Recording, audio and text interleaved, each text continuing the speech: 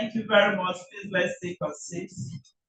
Distinguished ladies and gentlemen, once again, it's my pleasure to welcome you to the 15th Annual Ibadan Sustainable Development Summit.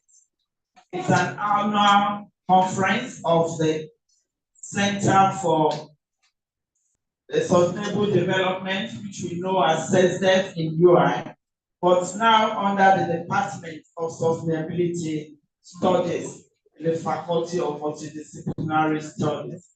Permit me to introduce members of the high table, and the Vice Chancellor is being represented by the Dean of the Faculty of Science, Professor Ola-Olowoyo. Thank you for welcoming warmly. The Dean of the Faculty of Multidisciplinary Studies, who is also one of our keynote speakers, is here with us, Professor P.C. Obute. He's a firebrand lawyer, so you have to be very careful. Because if it takes you on, you are prepared. You are most welcome, sir. And then the bursar of the university is being represented by Deputy Bursar in charge of this office, Mrs. Rachel Ojelake. And the chief host of today is none other than Director and Head of the Department of Sustainability Studies, Professor S.O. Chimo. Me that I'm your announcer. My name is Joke Akipelu. I'm the Public Relations Officer for the university, and I'm the Deputy Registrar. Okay. So we are going to have the welcome address by the Rector of CSDF, Professor O.O.S.O.G.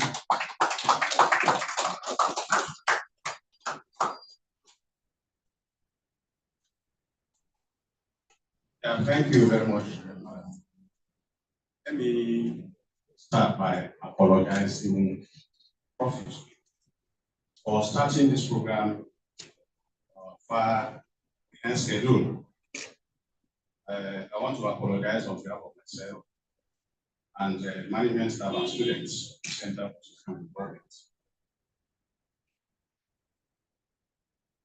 The Vice Chancellor,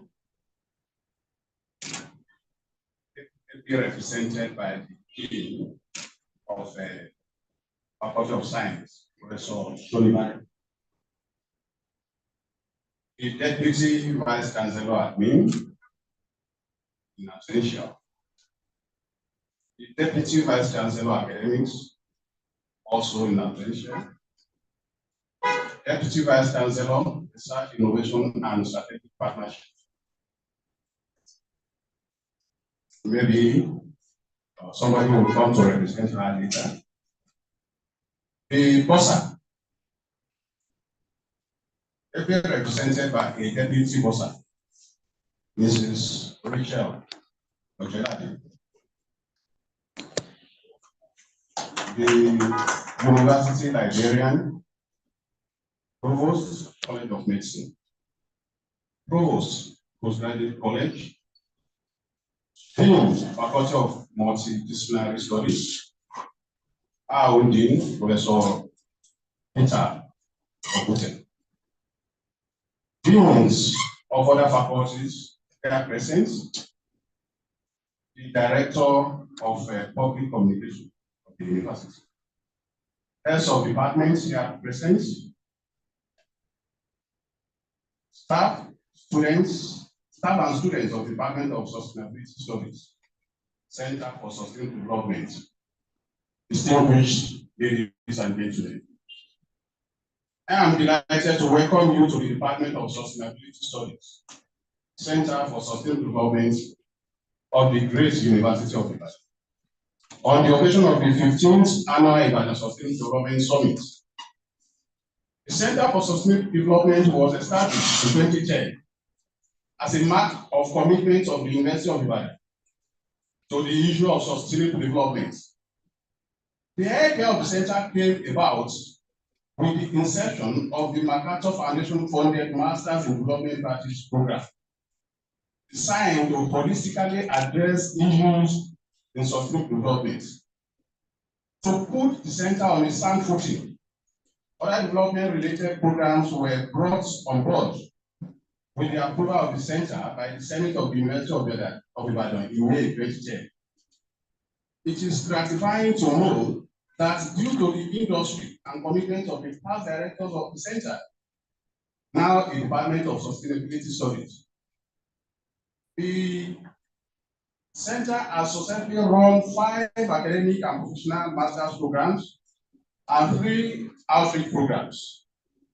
These programs include Masters in Development Practice, Sustainable Development Practice, Indigenous Knowledge and Development, Climate and Society Program, Masters in Tourism and Development, and Masters in Sustainable Integrated Rural Development in Africa. The center also runs PhD programs in Climate and Society, Indigenous Knowledge and Development, and Tourism and Development. The 3 outreach programs include Environmental and Natural Resources Program, Leadership and Governance Program, and the annual Ibadan Sustainable Development Summit. One of such summits is what has brought us this morning. I assumed leadership of departments or center on January 1, 2020. I was welcomed with prolonged industrial action embarked upon by staff unions of the Nigerian universities and the COVID-19 lockdown, which practically shut down the entire world. Against all odds, with the kind support of the Vice Chancellor and his team, and with determination and prudent management of our meager resources, we have managed to preserve the culture of excellence in all our programs. The annual Ibadan Sustainable Development Summit, which debuted in 2010, has held every year to date, including during the peak of the COVID-19 pandemic and the prolonged industrial action of 2022. This year's summit is the 15th in the series. The summit over the years has featured globally renowned scholars, leaders of thought, development practitioners, and policymakers as speakers. The theme of this year's summit is A Planet in Crisis. Can this be Africa's opportunity to evolve? As usual, this year's summit parades seasoned local and international academics and development practitioners. Professor Peter Oguti, a renowned professor of environmental law and current Dean Faculty of Constitutional Studies, University of Ibadan, and Dr. Renuka Takori, the Director, Center for Socio-Legal Studies, University of Central Lancashire, United Kingdom, will be sharing their individual experiences on how African countries might emerge stronger from the current global development challenges. Their presentations will stimulate robust discussions that will contribute to solving some of the challenges.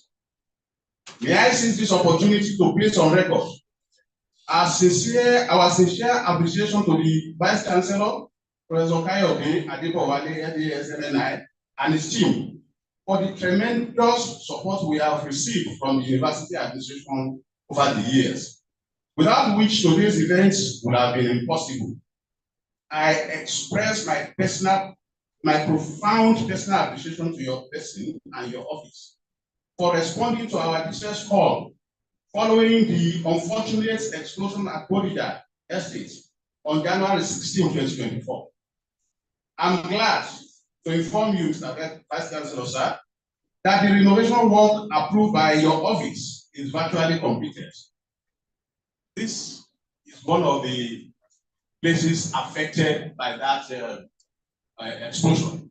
You see that it's really even a better look. So my appreciation to the Vice Chancellor for his magnanimity. It has in fact helped change the look of the SSS suits for the better. On behalf of the management, staff, and students of the Department of Sustainability Studies, Center for Sustainable Development, I thank you most immensely for this kind gesture. May God continue to strengthen and guide you as you navigate the onerous task of headship of the first and the best university in Nigeria. Like Oliver Twist, I seek your indulgence to place before you, sir, some of the nagging issues hindering effective service delivery at the center. We have 2 functioning vehicles without a driver. The department had to employ a driver on an ad hoc basis, and we pay his salary. We have 5 vibrant postgraduate programs with only 3 academic staff. But until last month, there were just 2. Manning 5 vibrant academic postgraduate programs. We pay our electricity bills and buy diesel to power the department. I humbly seek your kind intervention in these regards. I also appreciate the Sustainable Development Solutions Network Nigeria and its leadership, as well as the Sustainable Development Solutions Network Global for their sustained partnership. I'm equally grateful to the founding fathers of the center, Professor Labode Kokola and Professor Ondariwaju Olaniyam, for their continual support and encouragement.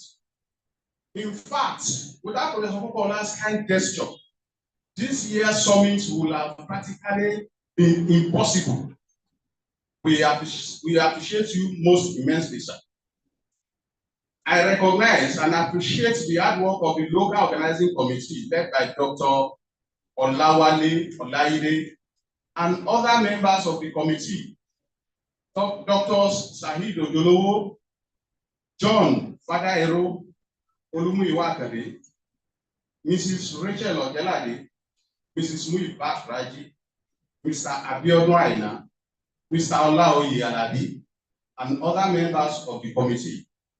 Our students, especially Emmanuel Olowoyo, Ololade Adeibe, the 2 Femins, and others too numerous to be mentioned there. We appreciate you. May God lift you up to the extent I will be proud of you in the next few years to come. All of us who submitted their abstracts and all those who registered to participate in the summit, either physically or virtually, are appreciated. I thank all our resource persons, colleagues, friends, facilitators, and associates of the center for your support and encouragement. I wish us all a wonderful summit. Thank you and God bless.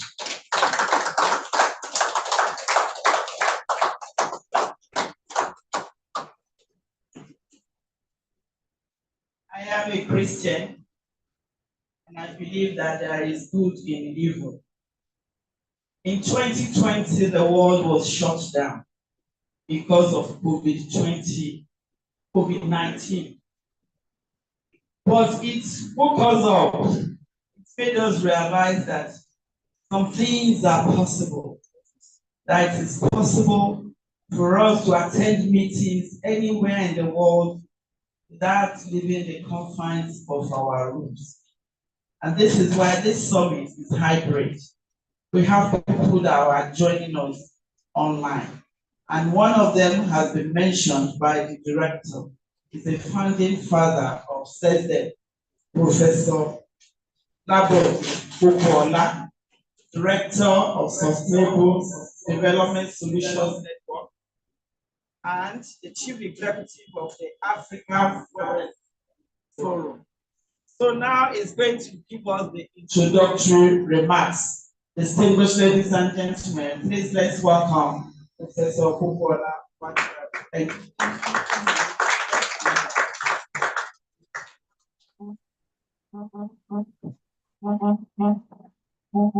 Good morning.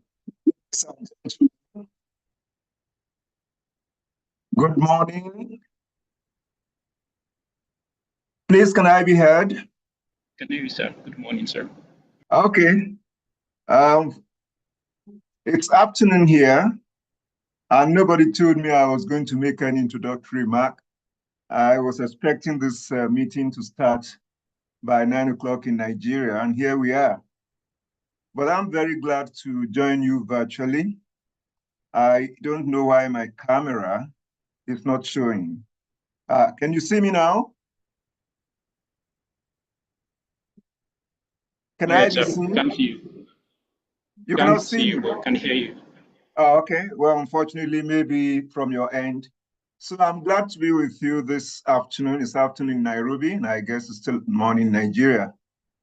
This is the 15th edition of the summit, and I'm so glad that we've been able to consistently do it on an annual basis. I want to salute the courage and the tenacity of purpose of our colleagues, starting from Professor Lanio, who took over from me, and now Professor Jimo, who is now in the saddle. I'm excited also by the theme of this year's summit. It is very topical. The whole planet is in crisis, but within the crisis, there are opportunities. Within the crisis, countries are making it. Within the crisis, communities are breaking through.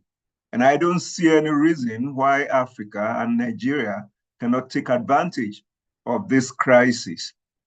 Somebody just mentioned, the MC just mentioned the opportunities that came with COVID-19. Greater opportunities can come from this crisis. So my admonition to African countries, Nigeria in particular, is to think out of the box. There are opportunities all over the place.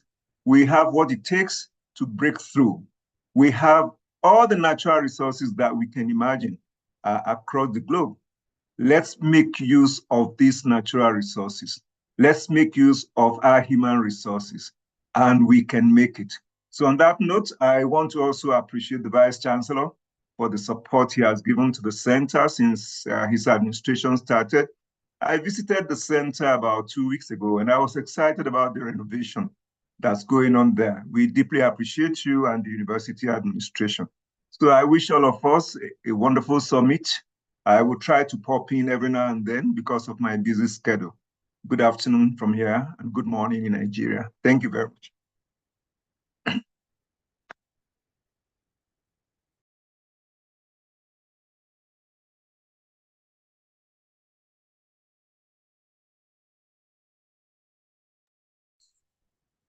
We had issues with that transmission, but we know we'll get there shortly. Don't worry. The conference is about to be declared open, and it's going to be done by none other than the Vice Chancellor of the University of Ibadan. It's my pleasure now to invite the representative of the Vice Chancellor, the Dean Faculty of Science, Professor Ola-Olowoyo, where the conference open.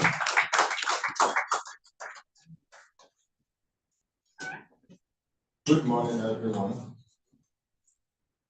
Let me start by saying that the Vice Chancellor would have loved to be here today physically. Of course, for other university assignments, that's the reason why it's not here. Though it's not here with us physically, I believe that it's here with us in the spirit. The university bossa, ably represented by the deputy bossa, Mrs. Ojelade, the dean of the Faculty of Multidisciplinary Studies, Professor Peter Okunti, the head of the Department of Sustainability Studies, who is also the director of Center for Sustainable Development, UI, Professor S.O. Jimo, staffs and students, all our participants, both physically and virtually. I read the address of the Vice Chancellor, Professor Ewa Adeboale, FES. The concept of sustainability is deeply rooted in history, dating back to ancient civilization. The Mesopotamians practiced sustainable agriculture and water management around 4,500 to 1,900 BCE, during the Sumerian civilization. Ancient Egyptians implemented sustainable agriculture, water management, and urban planning around 3,100 to 332 BCE, while the Hindus demonstrated advanced sustainable urban planning and water management. Therefore, The concept is by no means a new idea. However, sustainable development discourses have taken a central stage in the global arena in the last 6 decades. The current Global Development Agenda, Agenda 2030, took effect in 2015 with a lifespan of 15 years, between 2015 to 2030. According to the 2024 Sustainable Development Report, only 16% of the SDGs targets are on track to be achieved by 2030 globally. The remaining 84% are either slowing down or showing progress reversals. This unimpressive performance against expectations is attributable to various global challenges ranging from climate change impacts, pandemics, especially COVID-19, and violent conflicts and geopolitical tensions in virtually all parts of the world. In short, we currently live in a crisis-ridden world. Despite this grim scenario, there may be hope for African countries to emerge stronger. Opportunities abound for Africa to turn our fortunes around by working diligently towards intra-African trade, putting the youthful population into work, and promoting digital economy. Africa, being home to most critical mineral and other natural resources, can also evolve putting these natural endowments into proper use through improvements in value chain as against the current supply chain, which encourages export of these raw resources, and by so doing, exporting jobs and productivity. The organizer of this year's summit have properly chosen the theme, A Planet in Crisis. Can this be Africa's opportunity to evolve? According to the United Nations University SDGs Dialogue Series 2023, this moment offers African countries and citizens an opportunity to reimage their future. A future that is less dependent, more prosperous, less vulnerable, and more united. The essential elements required for African structural and economic transformation are already in place, paving the way for a more just, sustainable, and resilient future. As usual, this year's summit parades seasoned local and international academics and development practitioners. Professor Peter Okuti, the renowned professor of environmental law and current dean, Faculty of Multidisciplinary Studies, University of Ibadan, and Dr. Renuka Takori, the Director Center for Social Legal Studies, University of Central Lancaster, United Kingdom, will present thought-provoking addresses to set the stage for robust discussions on the ways forward for sustainable development in Africa in the face of current global crisis. I salute the Center for Sustainable Development for staying the course and providing the needed leadership, not just in Africa, but globally. I note with great delight that since this summit started in 2010, it has held consistently, even through the COVID-19 pandemic and against several odds. The university is indeed proud of you. I welcome all our virtual and physical participants to the summit, and I wish you all successful and fruitful deliberation. It is on that note that I declare the summit open. Thank you and God bless.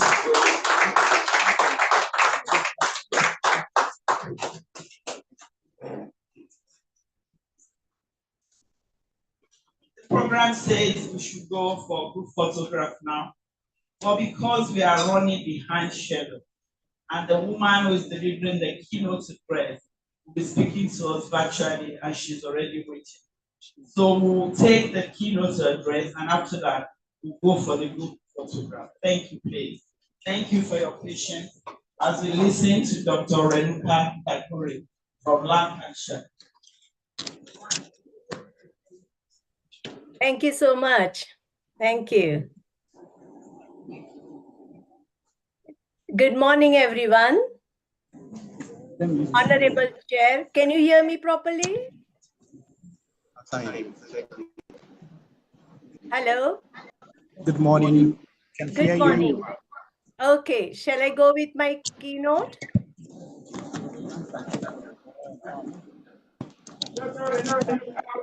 Your citation, please. Can you give us some more minutes? Thank you.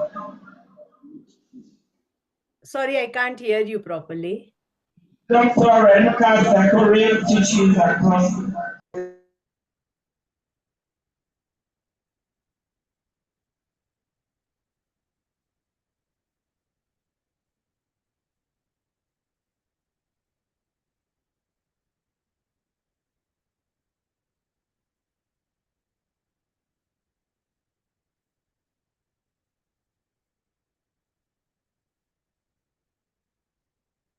supervising postgraduate projects on a range of cross-disciplinary subjects. She is the founder of Global Sustainable Futures Progress through Partnership Network and has successfully created a collaborative platform for innovative and transdisciplinary partnership, capacity development for early career researchers, joined by senior experienced researchers from Global South and Global North. The network is inclusive and accessible for academics, systems thinkers, innovation practitioners, change makers, and creative voices from any discipline who wants to enable sustainable transition for future generations in line with the UN Sustainable Development Goals.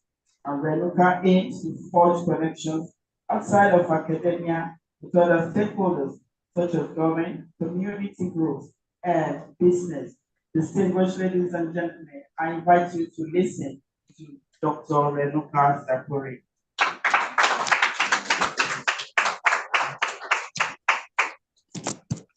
Thank you. Thank you very much. I will share my slides.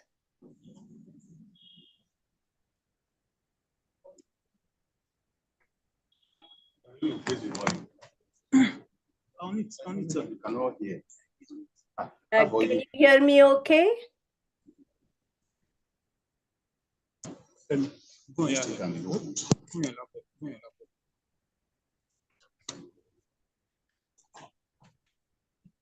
Hello, can you hear me okay? We can hear you, ma. All right, thank you. Thank you very much. So good morning, everyone. Honorable Chair and the Vice Chancellor of the University of Ibadan, Professor Kayode Adibowale, respected Director of the Center for Sustainable Development, Professor Shaka Jimo, and Professor, the Director of Sustainable Development Solutions Network, Professor Labode Popola, sorry for my pronunciations, and my dear colleagues and all participants of the 15th Annual Ibadan Sustainable Development Summit. Your presence and contributions are invaluable to the success of this summit. So I'm deeply honored and thrilled to be here today, invited by one of my esteemed colleagues, Dr. Ola-Olowoyo and Dr. Rashid Aluni. I'm grateful for the opportunity to address the distinguished audience at this summit. And I thank the entire organizing team for of the Center of Sustainable Development at the University of Ibadan. Today, I'm tasked with speaking on a theme that's not only timely, but also of great significance. A planet in crisis, can this be Africa's opportunity to evolve?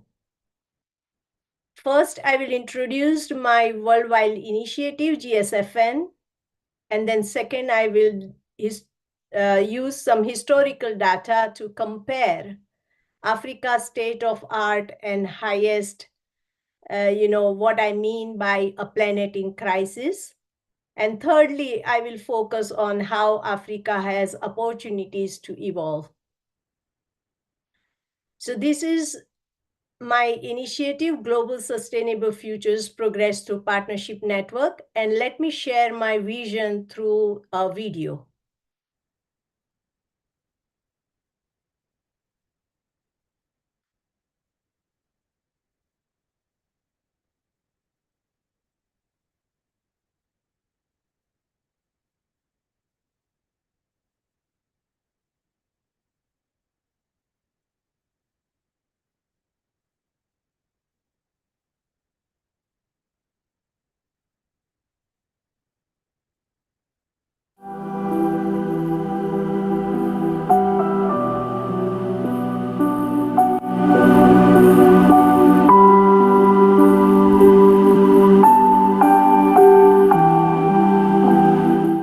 Despite very significant development gains globally, which has raised many millions of people out of absolute poverty, there is substantial evidence that inequality between the world's richest and poorest countries is widening.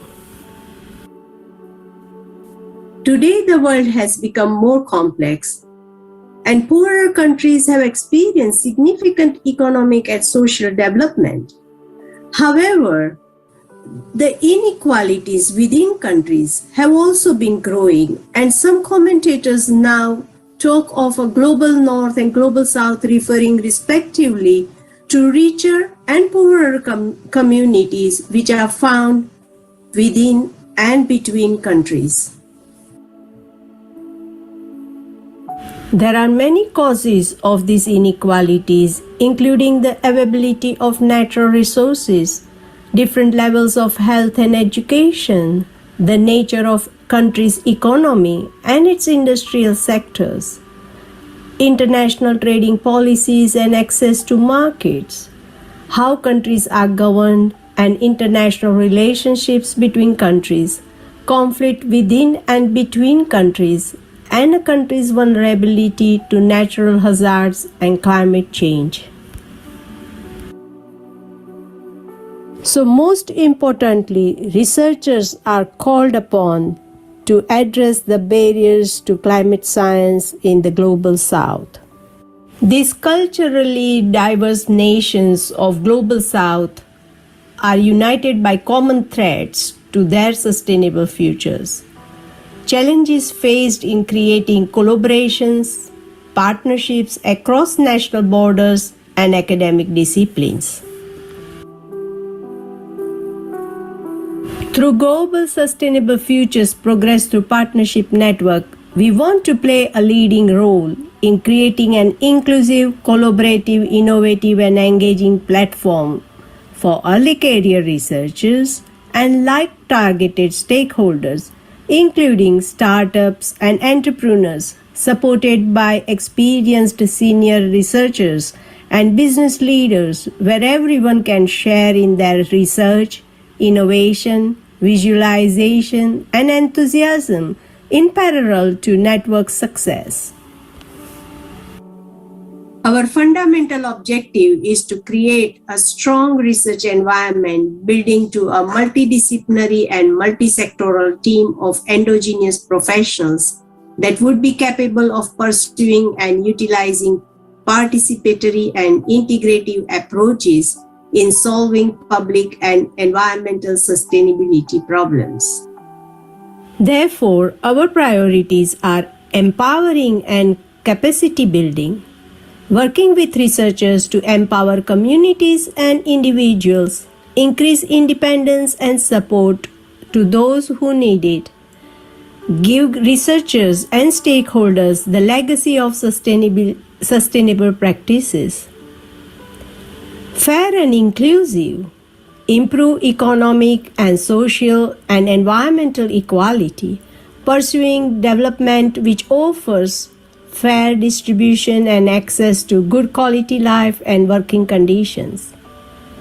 Networking and engagement provide an innovative and global-wide platform to make Global Sustainable Futures Progress Through Partnership Network an effective and well-connected network transforming traditional society systems to more sustainable systems. And above all, it is sustainability. So, co-create sustainable and resilient development pathways to secure sustainable futures for all and everyone. So, the key focus is mobilization and engagement, building a community of practice, creating a strong leadership, and producing a critical mass of good practices. 800 coordinate.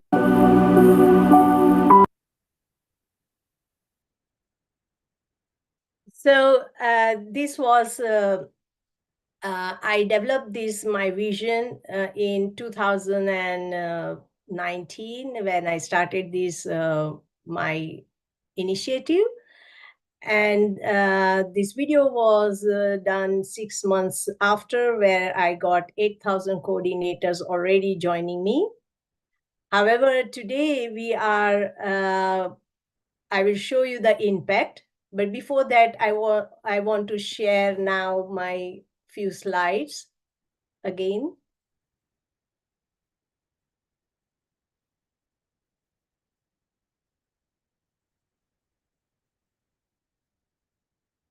So traditionally, you know, the organizations work in a leadership culture which is mainly dependent, in a shape that, you know, people in authority try to establish some sort of leadership and people try to follow. And traditionally, it is a top-down leadership.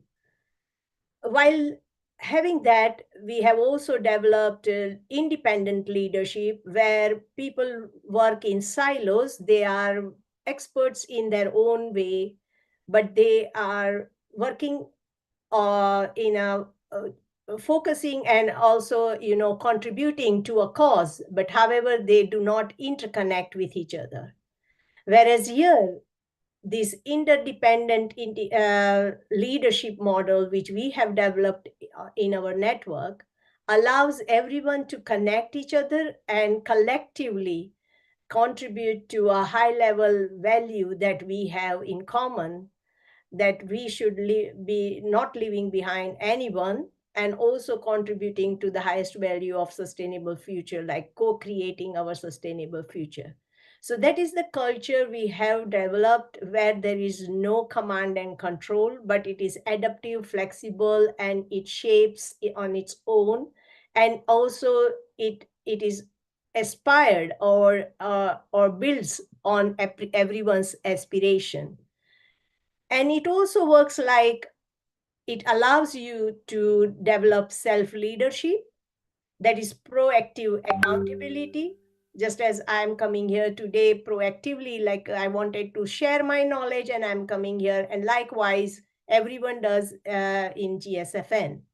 And it is also like a people leadership, in a sense of we are not imposing our leadership to one another, but we are co-sharing it. And that works as a team leadership. And it also builds on a culture which is called transformative innovation leadership, where you know, everyone is given equal share of their own aspirations and desirable wants and needs. So that is where we are trying to build this network. And for that, what we have done, that whoever joins our GSFN, we ask them to fill out one form which asks them to fill 6 elements. And these are, which I would like to explain and that I have highlighted here in pink. So one, we ask SDG number. Of course, we know that all SDGs are interrelated, but we want to know what is your driver, which SDG is driving you, and that is what we want to know. Second is, here I have put myself for research, but we have 4 domains: education, research, enterprise, and community. And you can, your activity or your driver can fall in any one community, any one domain, and you can write that. And then we have level, which is global, country level, could be sectoral level, university level, or it could be like tribal. We also have indigenous level and so on. We have family level as well. And you can write the level. And that is why we are asking that where your activity stands out very strongly. And that is what we mean. And we ask you to fill out 3 specific words that prescribes your activities. And with that, we give out a GSFN chair badge, which exactly depicts or reflects your own expertise. And what we try to do here, we are not asking you to do any extra work upon what you are already doing, but we are trying to say that think how you can increase your societal impact, a better impact on society through your activity. And therefore, we are giving you this chairship.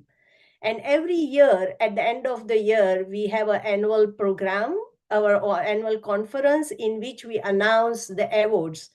And we also set out self-nomination form for everyone to fill out the form and tell us what activities you have done throughout the year. Again, there is no compulsory that you need to do all the activities for GSFN, but wherever you have done, we accommodate those activities, and we try to appreciate your contribution toward world society. And we award bronze, gold, silver, platinum award. So this is what we try to appreciate, encourage, and also motivate people to work towards, betterment of the society. And I was talking about the impact, and this is what we have already achieved. We have 8,000 coordinators from 175 countries. We have delivered more than 1,000 online videos, meetings, conferences, and so on. We have linked with 22,000 people in the world. But also, these 8,000 people, like today, it's not only one individual who has connected us. Through them, the whole university has been connecting. And so we have plenty of wider network, institutions connecting through wider network.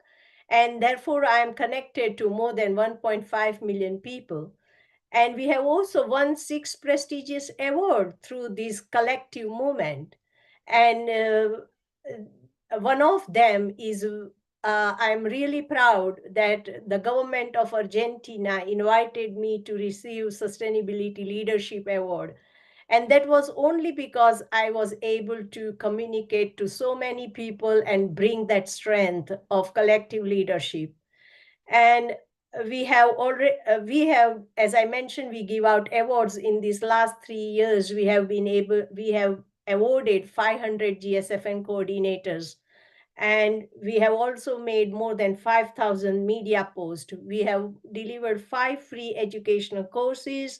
We have achieved 5 grants, research grants, and we have made 7 publications, which of them 1 is book and 2 book chapters and other articles.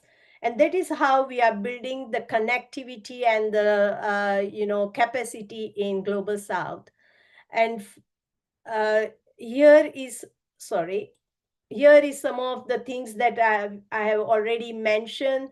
And very, very innovative people have come on our board to share their ideas. And lately, like even government or government officials, non-government officials, and very high-level people who would charge you nearly, say, 1,000 pounds or $1,000 for 1 hour. They have given us free time to our coordinators and share their stories.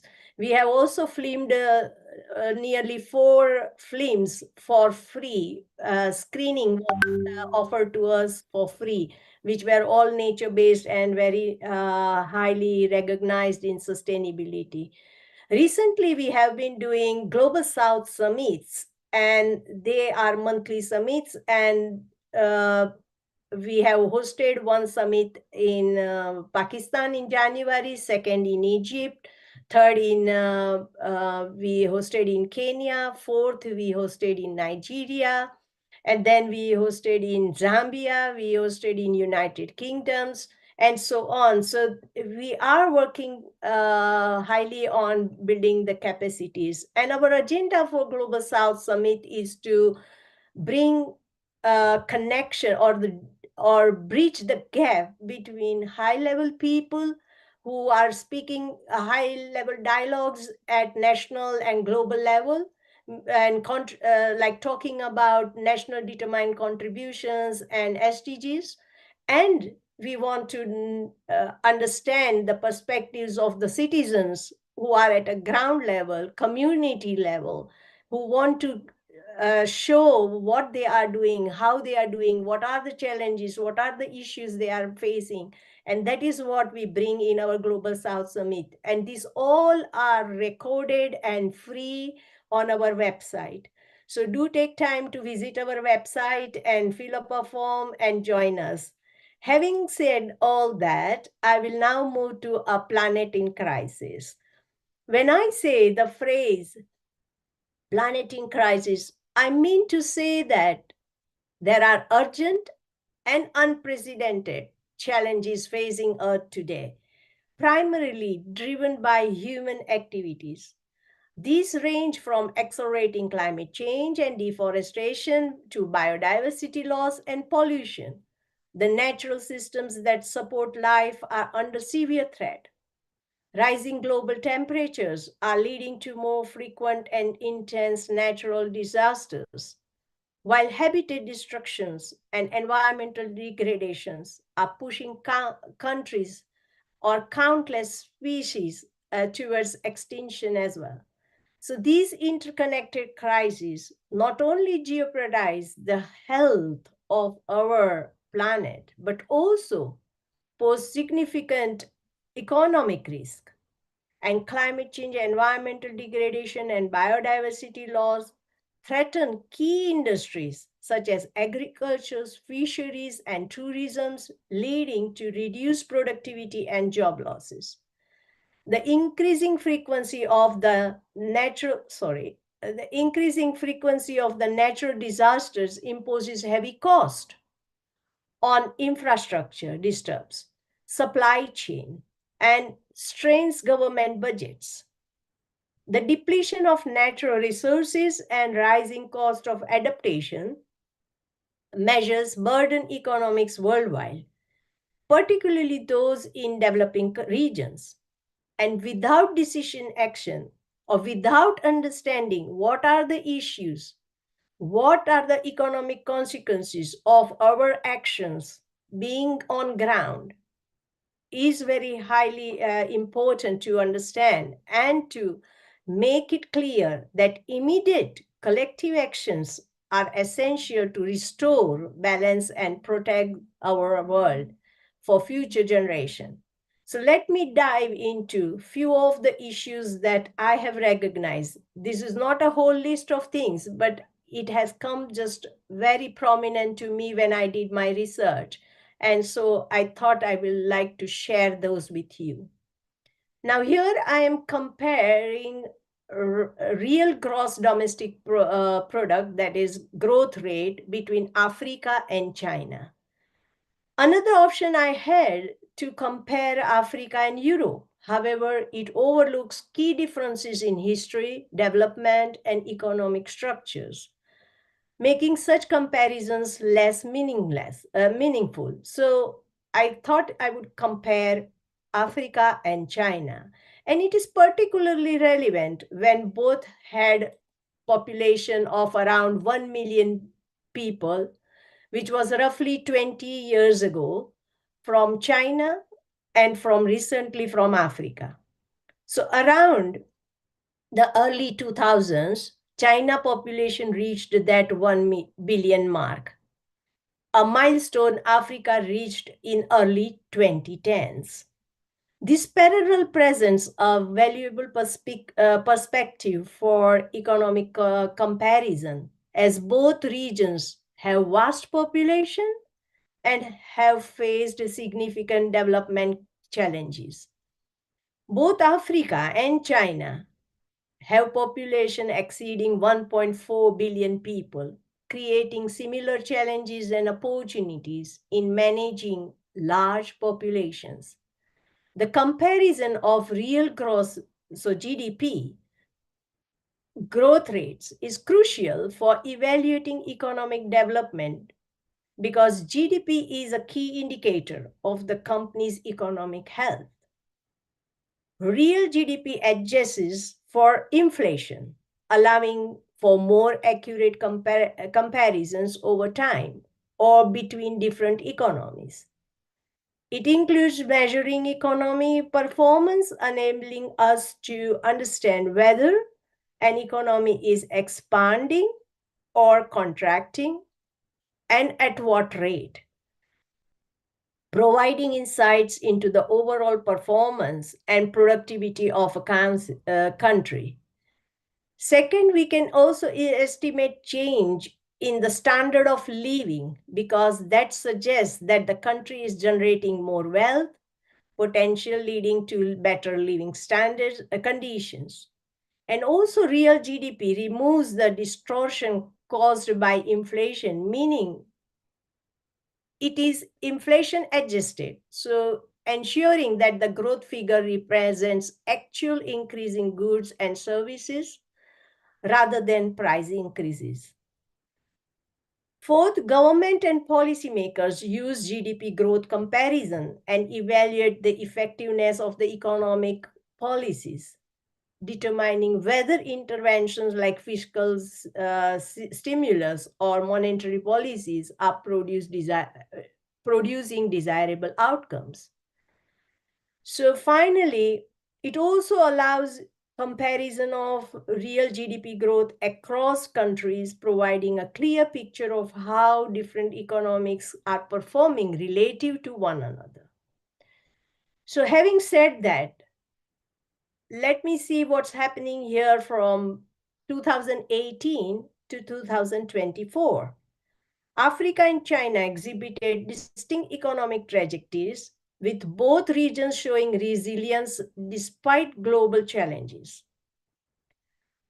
Africa's growth during this period was moderate, averaging around 3.8% in 2024, with some countries even emerging as the fastest growing economies globally.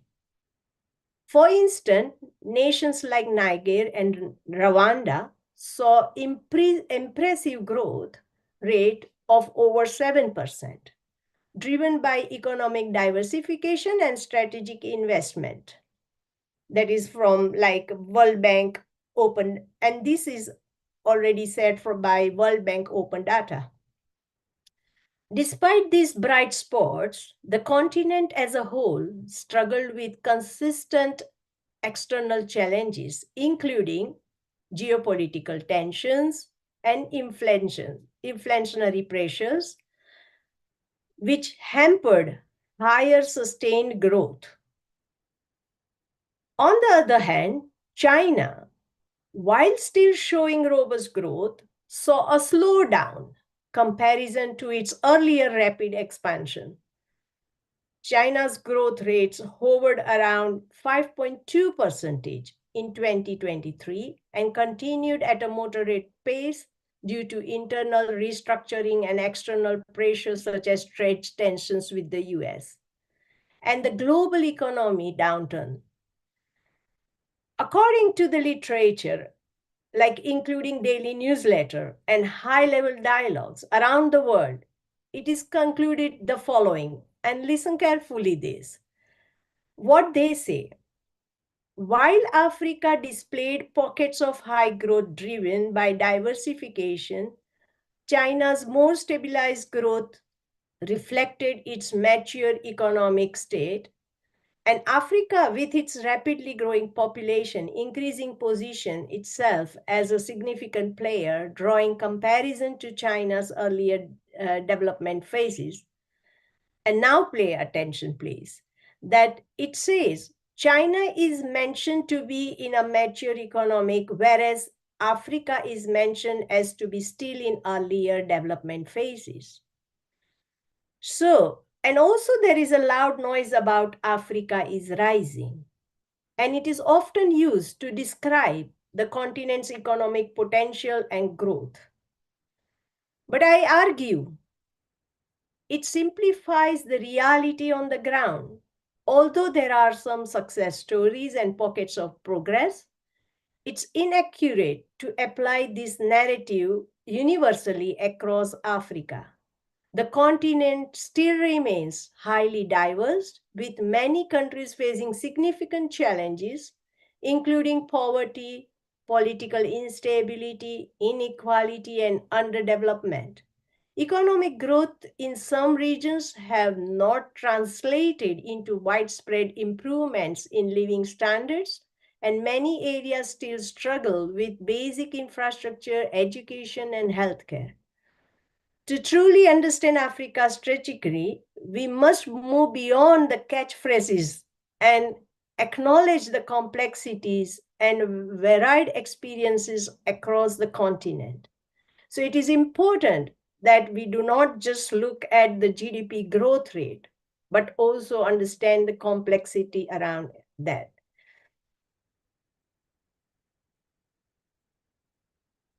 So, meaning that Africa's growth was downshifted since 2010 after a promising opening to the millennium. Africa entered 21st century with a promising burst of economic growth that persisted for a decade below returning to the slow pace. And also, while the continent GDP did increase faster than its population, the absolute number of Africans living in poverty went up by 30 million. That population growth helps explain the contrast between the average annual GDP per capita growth of 5% and 8%, respectively, in India and China, but only 1% in Africa over 30-year period of from 1990 through 2019. So let us look deeper into this. Now, this what has highlighted that 60% of Africa's population currently lives in poverty, primarily driven by low per capita income growth. This growth has been significant for decades, like stagnant for decades, averaging around 1.1 annually. This data underscores like the ongoing economic challenges in many African nations, which struggle to achieve the necessary growth to significantly reducing poverty levels despite various efforts at development and international support. The low percentage of per capita income growth reflects broader structural issues such as limited industrialization, inadequate infrastructure, and changes in governance and policy implementation. Challenges in governance and policy implementation. So, equally important that there is no one Africa. The continent's recent slowdown masks diversion and across countries. Africa's economic landscape over the past decade has been marked by significant diversion, and some countries experiencing robust growth while others face sharp declines. Between 2010 and 2019, nearly half of the Africa's population lived in countries with annual GDP growth exceeding the continent's average by 4.2% since 2000. These faster growing nations, primarily in East and West Africa, tended to have lower reliance on commodities, where at earlier stages of development and were less urbanized. Despite their growth, they contributed only a quarter of Africa's total GDP in 2019 and had lower per capita investment and export levels than Africa average. This diversion highlights the fragmented nature of Africa's economy, driven by a mix of mid-sized economies showing strong performance alongside with experiencing economic difficulties. Now let us look at the energy infrastructure. Energy infrastructure is critical driver for economic development as it powers industries, supports modern agriculture, enables education, and improves healthcare. Without reliable energy, essential services like water treatment, transportation, and communication network are hindered. Energy consumption per capita is closely related to countries' level of development, and it serves as a key indicator of economic activity, as higher energy consumption generally reflects most robust industrialization, urbanization, and technological advances. So let us look at some of the energy figures. And according to the Central Intelligent Agency, the World Factbook 2024, energy consumption per capita in 2022, more than a quarter, that is 6 out of 19, that is 32 countries were within top ranking. And almost 3/4, that is 14 out of 19, that is 74% countries were within top 100 ranking. Whereas for Africa, from Africa, only a few, that is 6 out of 54, that is 11% countries were within the top 100 countries. And sadly, not a single country was on the top 10. Almost all countries from Europe, that is 37 out of 39, that is 95% of countries were within top 100 countries. And only 2 countries were not within top 10.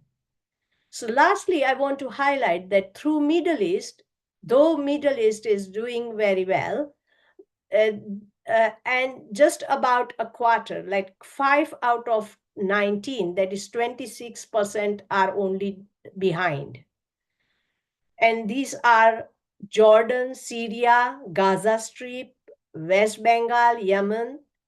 So you can see, and you would know the reasons by yourself by looking at these countries, that why they are behind. It is political instability.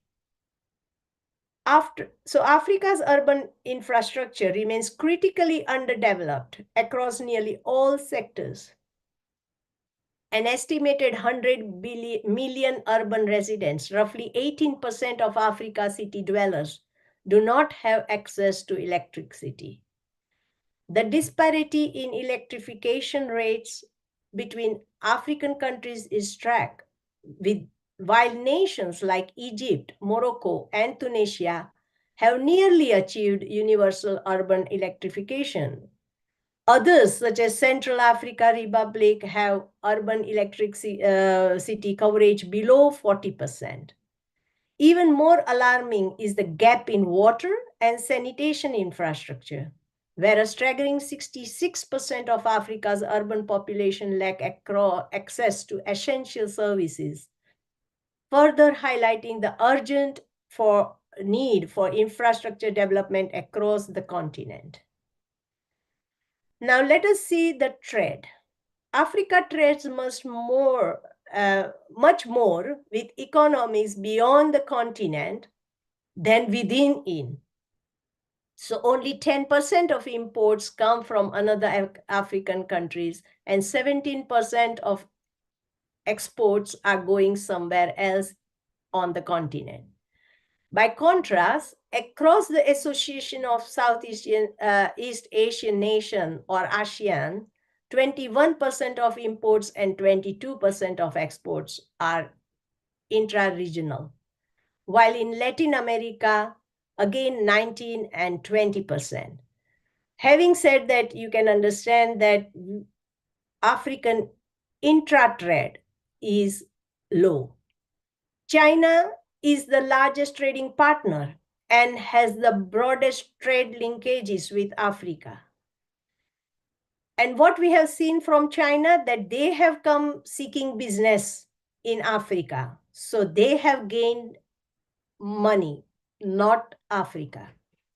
Despite the African continent free trade area, which has been aiming to boost trade between African nations, the continent's internal trade still accounts only less than 20% of that total trade volume. And in contrast, particularly the international partners like Europe, China, and United States, they make up majority of the economic transactions. So this uneven distribution of intra-African imports must be addressed, and we must focus less on international. I mean, not focus less, but even we must try to increase the intranational trade. So that would help regional integration. It will help develop internal infrastructure, allowing benefits to many others, and so on. So now let us look at humanitarian aid. It is estimated that Africa had received more than 1 trillion US dollars during the last 50 years. And many countries are still underdeveloped and dependent on foreign aid to run themselves. And here you can see in this graph that many countries are still the one which are marked with red, and they are 8 countries, and they are still receiving high level of humanitarian aid. Now, comparing this aid, like having aid is not bad. It is good for starters to build our capacity and to get into the position where we can have enough for our needs, and also we can offer some aid to others. And those examples have been already set by Japan. Japan recovered from the aid from following World War II very quickly. Like it started receiving aid in 1950, in Second World War.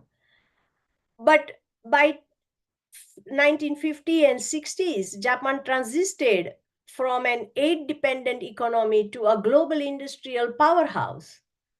And it was driven by the combination of effective government policies, investment in education and technology, and a strong work ethic. The country capitalized on its aid very easily, and now it is in a position to feed others or help others for foreign aid. So Africa's economic progress has been hampered by several challenges and missed opportunities and obstacles limiting its growth potential. The failure to transition to, say, for example, offshore operations and low-cost manufacturing bases, combined with critical gaps in infrastructure and skills, have all stunted and impacted industrial growth. And the continent faces high barriers of conducting business, low levels of intracontinental trade, and over-reliance of natural resources. In the past, Africa's economic trajectory faced numerous setbacks, starting with sharp decline and in demand of commodities also, which hit the continent's resource-dependent economy hard. The impact was particularly severe on oil exporting countries, compounded by conflicts and instability. However, political instability also, moreover, political instability still remains a significant barrier to sustain growth across the continent. So Africa's full economy potential if we need to ensure sustainable growth, then we need to address especially these political and economic challenges. But while this all is going on, the climate change has profound and far-reaching impacts on Africa, exacerbating existing challenges and creating new ones. The continent, which is already vulnerable due to economic constraints and dependent on rain-fed agriculture, faces severe consequences from rising temperature, changing precipitation patterns, and weather events. Africa is warming 50% faster than the global age, meaning that Africa will continue to face the increasingly frequent and severe adverse weather events, despite Africa's contributing only mere 3% of historical greenhouse gas emission. The continent is already the most vulnerable countries globally. Meanwhile, Africa accounted for only 3 billion or 2.5% of global climate finance in 2021. 2022, to which a very tiny fraction of the annual, which is 277 billion, was given out for climate, like where it needs for climate goals. And you are quite aware, I don't need to repeat this, but you are quite aware that Africa has faced severe adverse effects from climate change in this recent past. For example, cyclone Idai and Kenneth, hard hit with rainfall and other things, and drought and flooding in West Africa, and heat waves in North Africa, and so on. So I won't go through that, but it is really, really important to appreciate that this is happening every day and frequently. And also, it is having an indirect impact on agriculture disruptions. That is, because the agriculture is predominantly rain-fed, it is highly impacting agriculture. It is also impacting water scarcity because of the fluctuating rainfall and not proper infrastructure or nature-based structure to reserve the water and also to have an access to clean, drinking water. Health challenges are increasing due to the rising temperature and changing rainfall pattern, and diseases like malaria, dengue, fever, and cholera are common, and millions of people across the continent are having this health risk. Also, let us look at biodiversity. Africa hosts 9 of the world's 36 biodiversity hotspots, defined as regions which more than 1,500 endemic plant species, which have lost at least 70% of their primary native vegetation. So destruction from farming, mining, logging, fishing, and all that are the primary drivers to for the decline in ecosystem and biodiversity loss in Africa. Risk of total extinction of a third of freshwater fish and more than 90% warm water coral reefs have been registered. Some of the most critical endangered reefs are in Madagascar and the Comoros and the Mascarene Islands. Africa's marine biodiversity loss is also accelerated by global warming, and around 23% of annual CO2 emissions to the atmosphere. So it absorbs, which is again rising into ocean acidification. About 2% of GWL, that is gross well-being living, the risk of sudden and severe biodiversity losses becomes widespread for much of Africa, including potential destabilization of the African tropical forest, carbon sink, risk of local extraction of more than 50% of plants, vertebrate and insect species across 1/5 of the Africa, and risk of total extinction of the third of freshwater fish and more than 90% warm water coral reefs. These all are some of the critical endangered areas due to climate change. Africa experiences highly uneven rainfall, leading to challenges in sustaining agriculture. And the main regions suffer from erratic rainfall patterns that result in periods of droughts and water scarcity, which directly impact agriculture and productivity.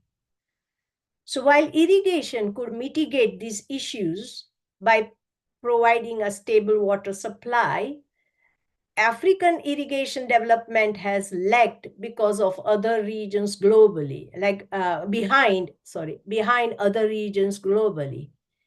Irrigation in Africa has a potential to increase agriculture productivity by at least 50%.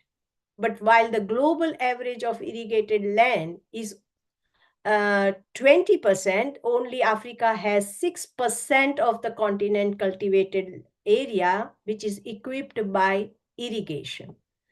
So there is an underdevelopment of irrigation infrastructure, and that impacts social and environmental issues on the community.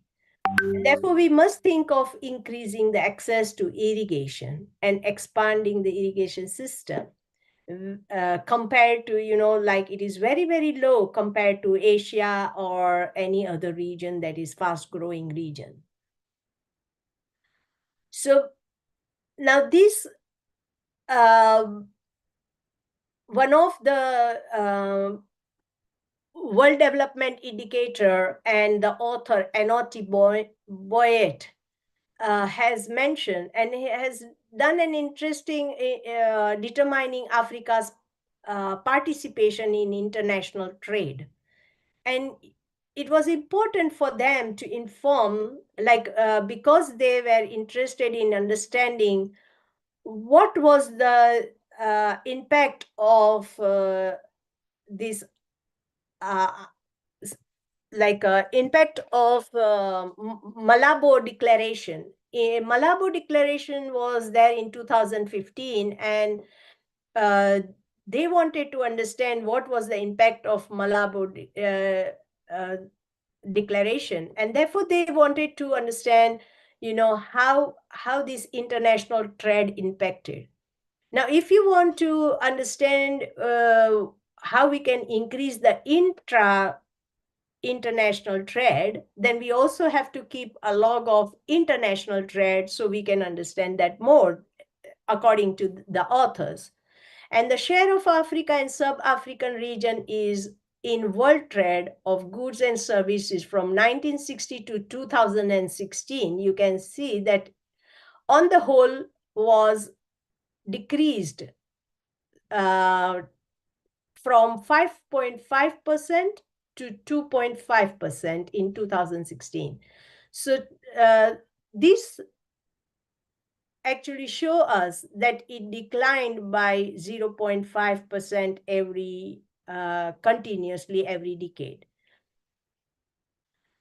Now, second, they attempted to define a benchmark of trade to which they could compare Africa's actual level of trade, and they identified that African countries trade less than the norm defined by GDP and geographical distance. And compared with the rest of the world, most African countries have a higher resistance to trade, with the exception of coastal areas, which are shown here in green. and African countries were under trading anyway. So that is what they found, that African countries under trade.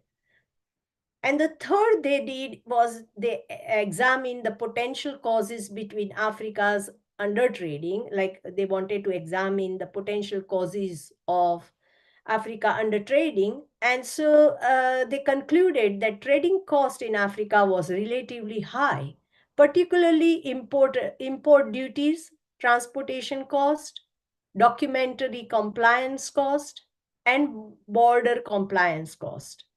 These costs appear as a major limitation for the realization of trade integration in the region. And that is why the issue was highlighted by them during the analysis of Malabar Declaration. So now I will, after going through these high-level issues throughout the Africa, internally and externally, I mean mainly internally, I would like to also say that let us look at what it is for us, how we look in future. So Africa stands a pivotal moment at the moment, rich in natural resources, a youthful population, and emerging industries. All these together hold immense potential for sustainable growth. However, challenges such as infrastructure gap, low level of intra-continental trade, and over-reliance on natural resources has threatened and impeded progress so far. And that can still be an issue, but we have to come over it. And so strategic investment in technology, education, and climate resilient adaptation can essentially be an important strategies to harness Africa's strength and navigate its vulnerabilities. With a good decisive action from everyone, collectively from the continent economy can grow, and it can eventually stop falling behind in rapidly evolving global environment. Africa's diverse nation should still remain diverse, but they should navigate their own path towards economic growth and development. By drawing comparison between Africa and China, we can explore strategies that have worked very well in that large-scale economics, and we can bring that strategies to address poverty, infrastructure development, and economic transformation. And we can uniquely create circumstances and have a potential real progress towards sustainable development.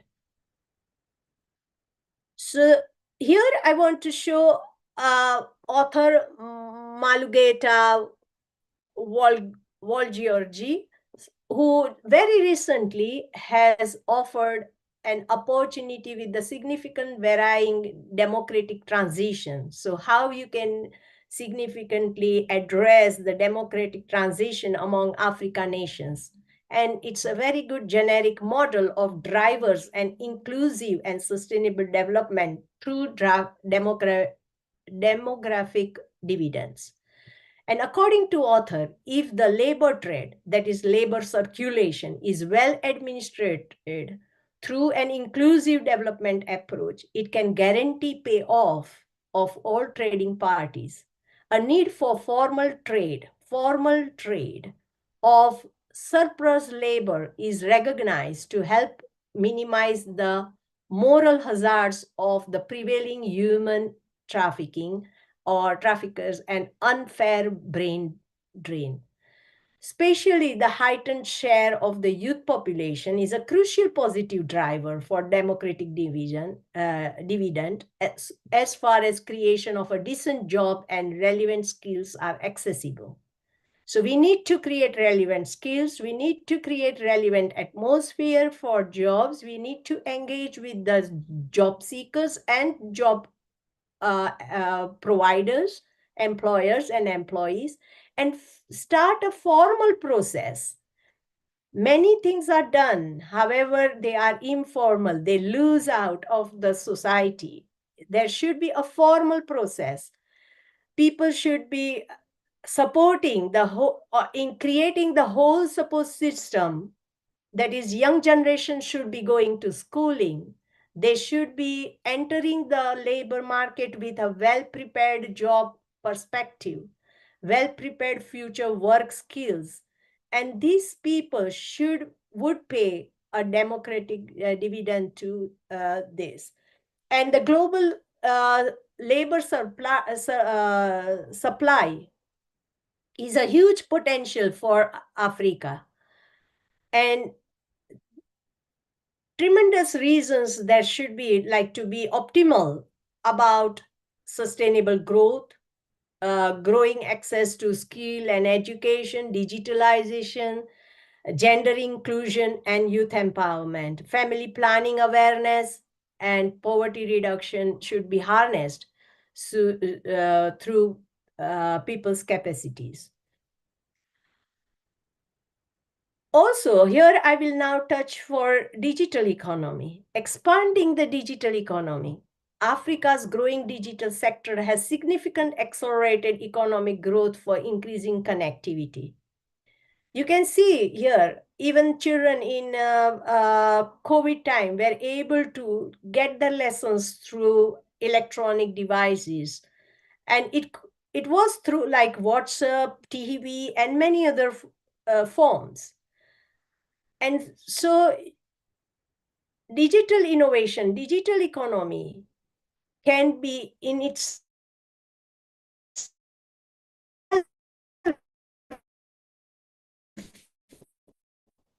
a very good infrastructure to increase the economy for having that high level, advanced technologies and help them grow in their own sectors.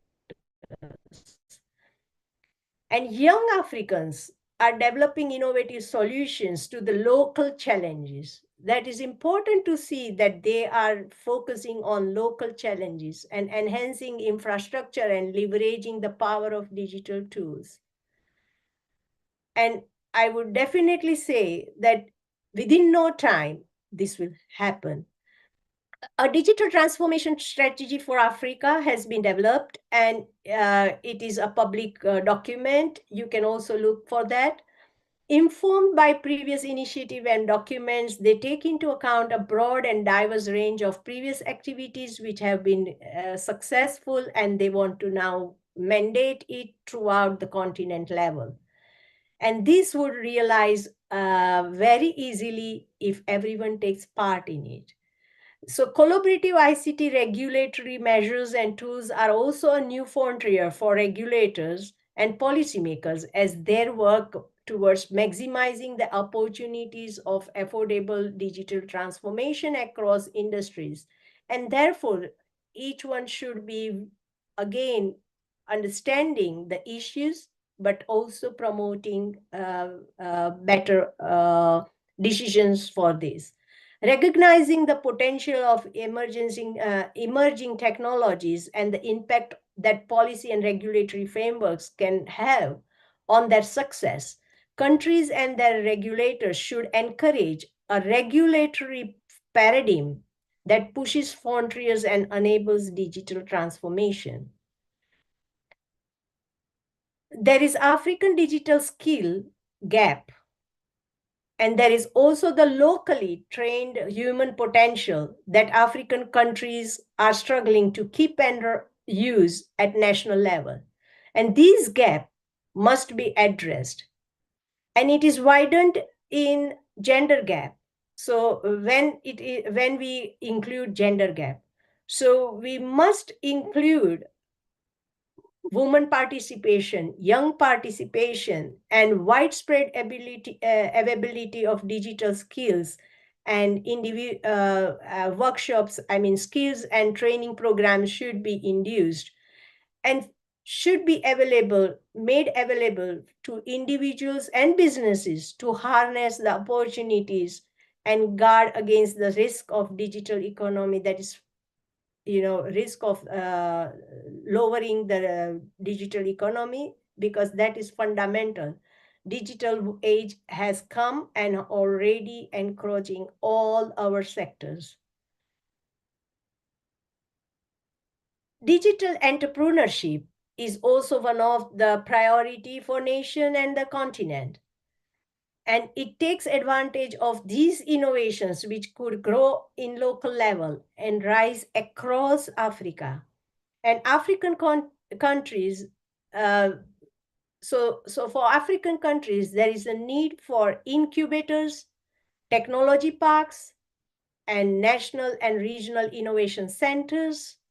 And there's no question that number of technology startups and organizations to support them, and they can multiply their impact.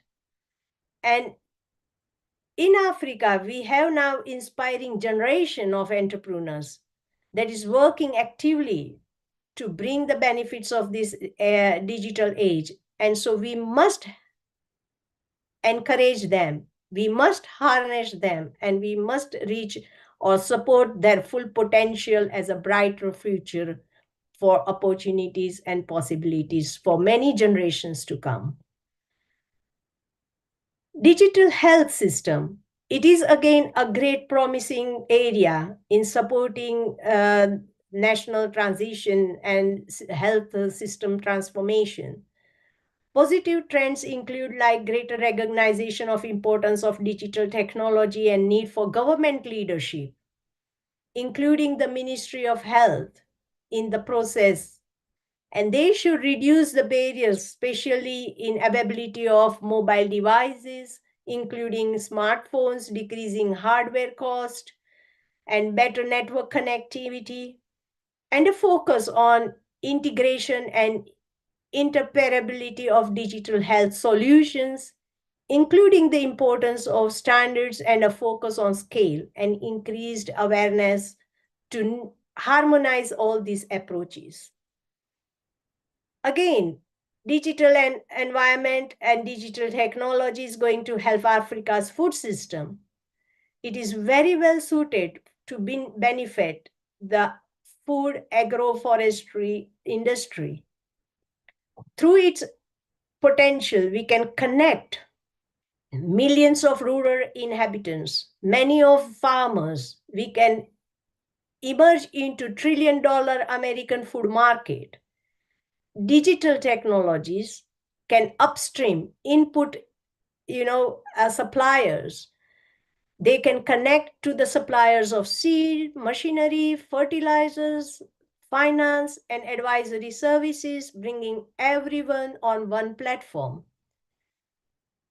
Vast efficiencies are there in resource use.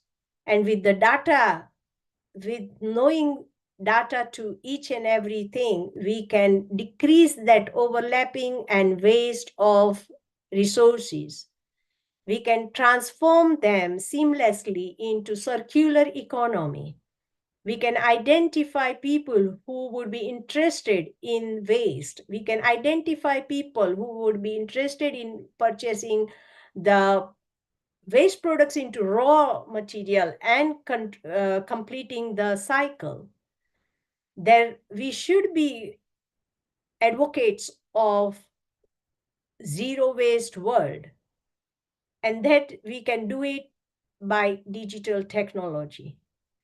We can also sophisticate agriculture information platforms. We can invite people, and even the marginalized people who cannot travel, who may not be able to mobilize other things, can be included within the digital technology, can be brought in the system, and we will not lose a single economic benefits from anyone in the world. So African Union Commission is committed to work closely with regional economic communities, and that is a very good news. And we must allow that support, we must engross into these systems.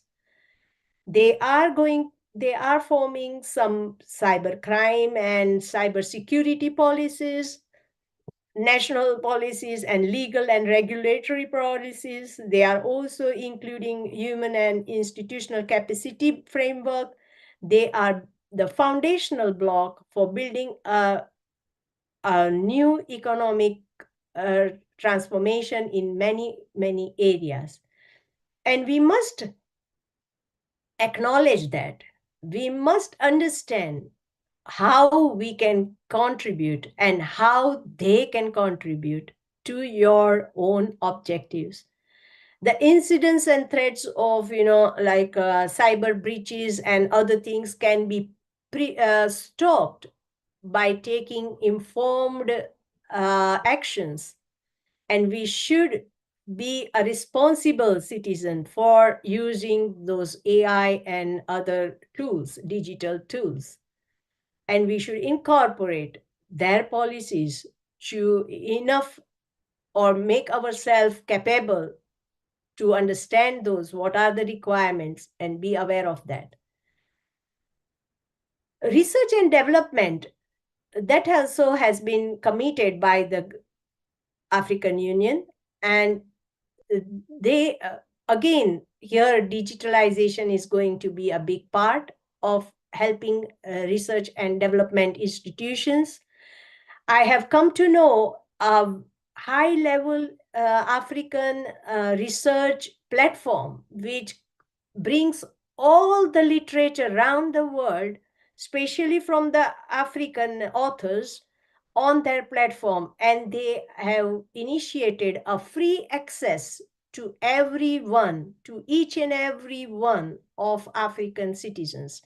And you must get hold of those things, that where you are able to contribute and have the potential interest or advantage as well. And African Union has targeted 1% of GDP to invest in research and development, and that they are going to do it.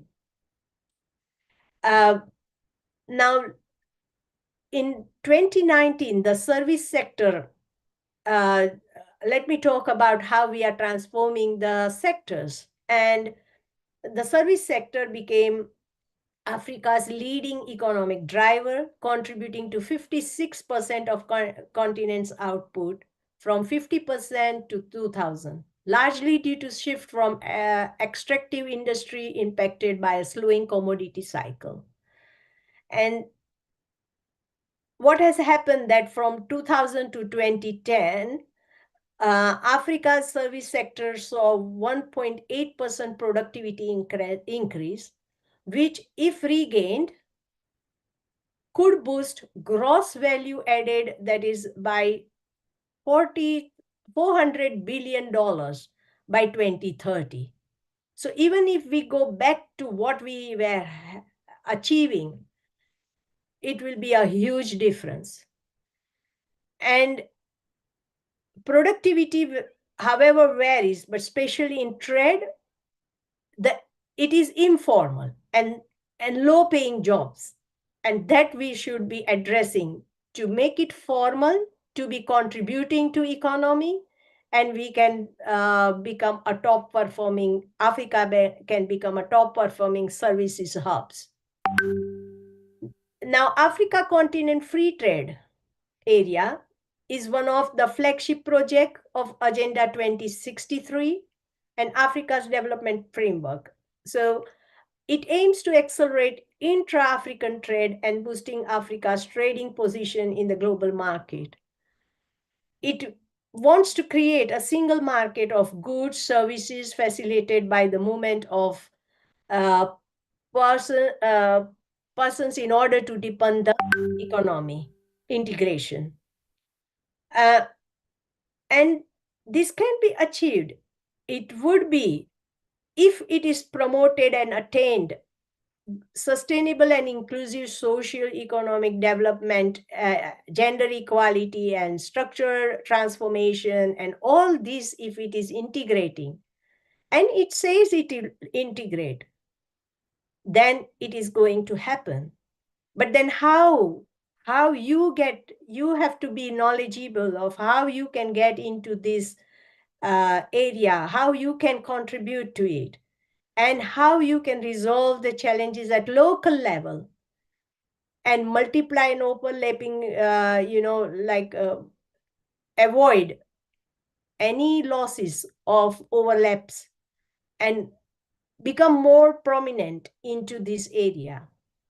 So according to the World Bank, African continent free trade area is expected to increase intra-trade by more than 81% by 2035. So how far you are looking to trade within your country? It is going to ask you, and it will allow you some of the benefits like reducing tariff, non-tariff benefits, and go for that. Get involved in the intra-trade rather than looking at non-African countries. Now, here, this map is by AGRA. AGRA is growing African's sustainably growing African food system, AGRA.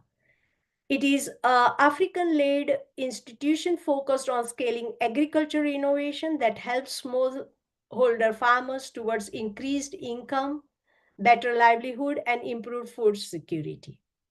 And it has enabled plenty of players in here.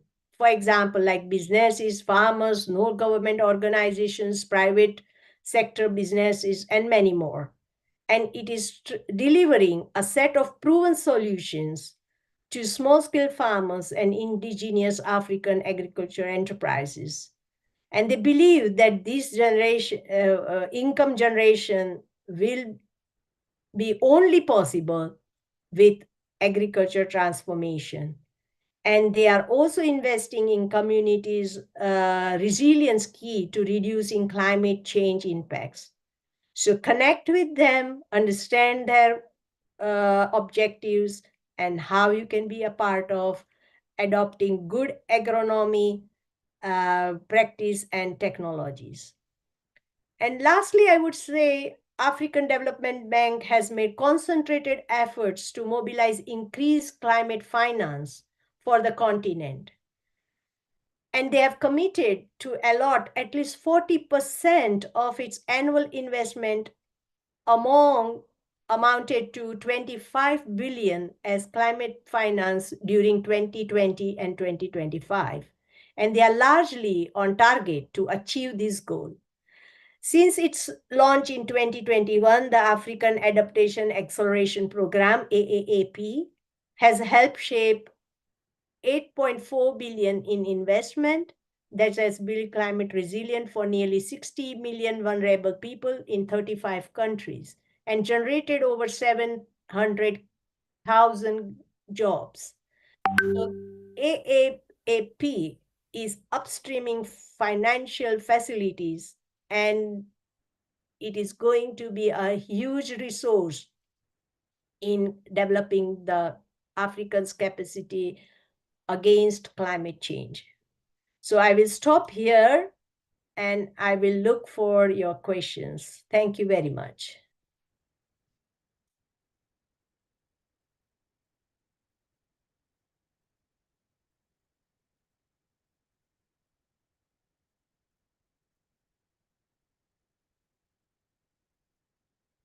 You are on mute.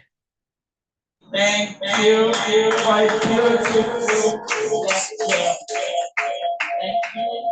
It was most enlightening. And we now give the participants the opportunity of discussing it.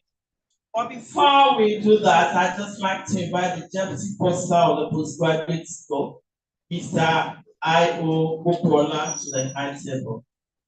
Thank you for being part of this program. And now I'd like to invite Professor Ola-Olowoyo of the Department of History to come forward and lead the discussion of this keynote address. Thank you, sir. Please let's welcome him with a round of applause. Thank you.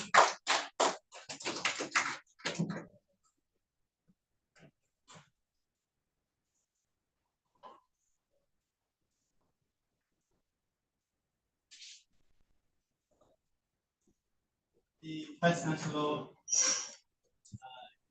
Chair, represented by the Dean of Science, the Director of System, my friend Dean of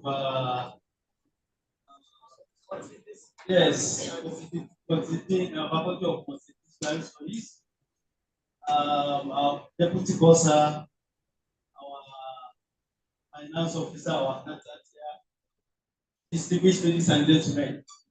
So the keynote speaker, Dr. Takori, has done a lot in her presentation. She spent over an hour delivering the keynotes. Very good job. If you don't know anything about Africa before, it is very possible that you take a lot of notes from our presentation. So kudos to her. My presentation will deal with the local realities. I think she mentioned something like that as well. Local realities, the social dynamics of conflicts over natural resources in Africa. And I'm going to address two dimensions. The first one has to do with, I have slides, maybe it's not ready. So the first one, we look at the conflicts over natural resources between pastoralists and farmers in many parts of Africa, from Kenya to Mali and also Nigeria, destabilizing communities and livelihood systems. So this is one of the crises that we face in Africa. It has claimed many lives. It has disrupted economic activities a lot. And this has been, occurring since at least the late 1970s. And it's also very closely linked with local politics and also identity issues between the local farmers and also pastoralists who are largely migrants, moving from one area to another in search of greener pasture, especially as we witness climate change, drought, and so on like that. So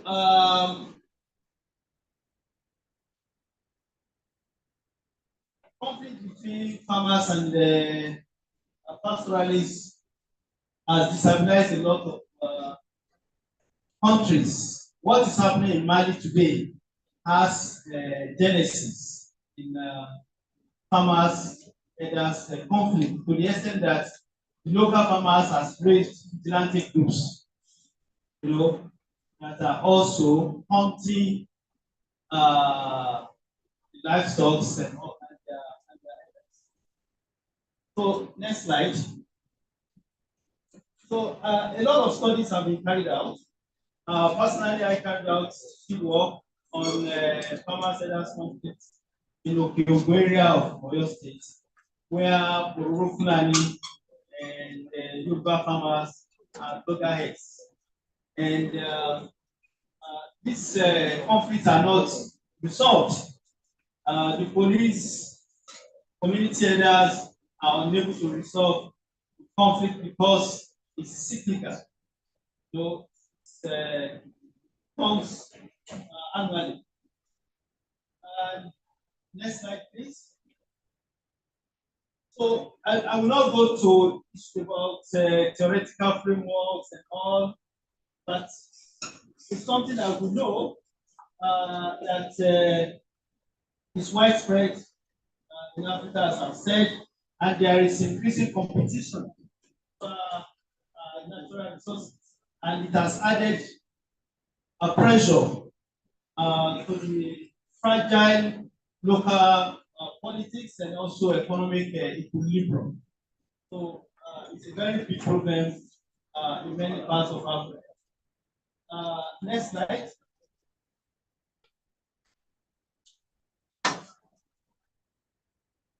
And the government has intervened in a lot of ways. At a point, government. Hello, can I intervene the slides? Hello. To Hello. reinvent agriculture in terms of farming and also in terms of prosperity. But along the line, because of the local politics and identity issues, the Ruga program was rejected. Cattle colony was also rejected. Now, this year, the new government has introduced the Ministry of Livestock. They are also trying to establish dams, especially Sokoto Badagry corridor. So, but these are promises. I hope that it will really address the perennial conflict between farmers and others. The second issue that I address is the issue of illegal artisanal mining conflicts that has also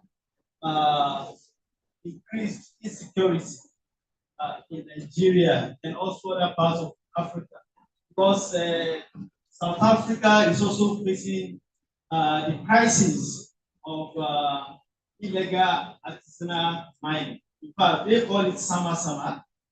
Here we call it Yanduse. I call it stone boys. So, these are serious crisis in the country. In fact, it has been argued by a lot of people that illegal artisanal mining activities are fueling terrorism and also banditry. Also, Nigeria as a country is losing a lot of dollars. Some estimated it to be between 2 billion and 12 billion, 2 and 12 billion. South Africa has also suffered a lot from that. Last year, we witnessed the blast in Ibadan, which claimed many lives and also a lot of properties. In Zamfara, about 10 years ago, a lot of children died, also women died because of mining activities. Also in Taraba and many other places like that. So, in many communities, we have platoons of illegal miners that they have resisted arrest, they have resisted law enforcement, and now government has introduced what they call mining marshals. So, but these mining marshals are just 60,000. Compared to the platoons of illegal miners that we have, definitely, I cannot be sufficient. Many miners, including Chinese and other foreigners, have been arrested in the country. But illegal mining left the environment devastated.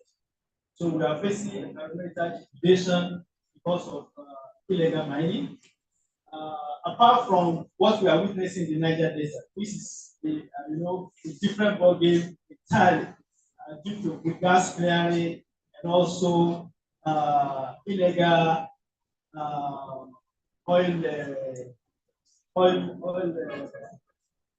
crude oil. So these are some of the issues I raised in the paper.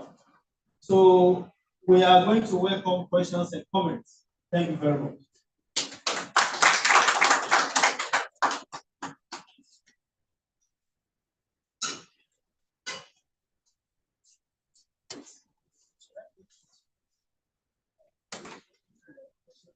Questions and comments.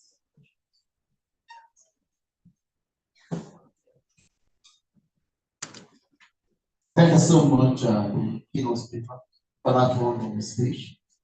It was elaborate and complex.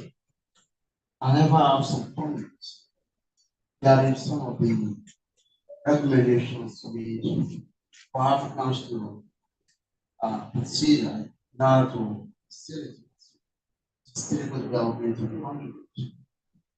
One of the major and profound arguments elaborated was that Africa needs to grow their GDP. And you went ahead to proceed that the GDP is a good measurement of wealth and growth and development. But I have an issue given the fact that economic growth does not equate development. And what the GDP measures is economic growth. And data suggested that economic growth in most parts of the world, including the United States, has not necessarily translated to fostering equitable development, let alone sustainable development. I was wondering if you could expatiate further why you think GDP is a good measure of well-being, when indeed what is 6,000 measure is everything except well-being. I'd like to know your thoughts on that. You quite proceeded and cited AGRA as one of those international focused development agencies advancing agriculture in Africa. I was wondering if you are aware of the recent study that was commissioned by an organization that calls itself Alliance for Green Revolution in Africa. They did an assessment of what AGRA seeks out to achieve, and their goal was to increase the income of farming households across 11 countries that they've been working on the continent. And the conclusion of the study was that, one, they found out that AGRA failed in enhancing the income and the wage of farmers across those 11 countries. In cases where it appears that AGRA was making some positive development, it was found that those were actually short basically because of the technology that AGRA sought to promote as a means of enhancing productivity and income for farming nationals. More interestingly and disappointingly, I obviously expected, they found out that AGRA succeeded in opening African markets for foreign international companies. So meaning that AGRA succeeded in advancing imperial objectives in Africa. So my question against you, do you think AGRA is a solution for finding or encouraging African countries, especially the government, to understand the fact that we cannot outsource development, either to international development agencies or to foreign countries? Thank you.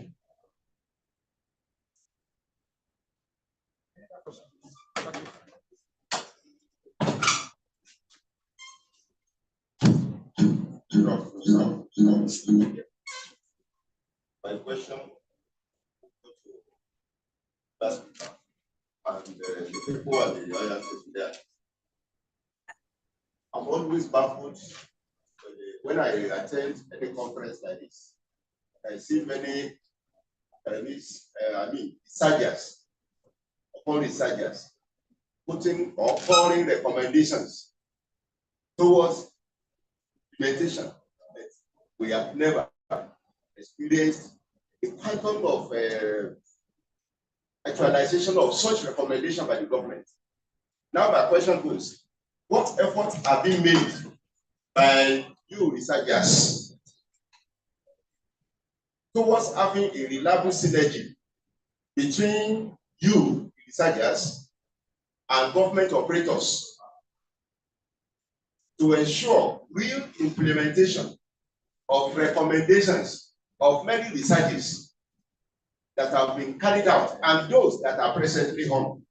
Because one will say, oh, it's another way. I mean, organizing seminars, organizing conferences, organizing, fighting papers and publications without real or genuine or known implementation of such recommendations. What are we doing so that we can transform this society as one of the goals for sustainable development as enlisted in the 17 SDGs?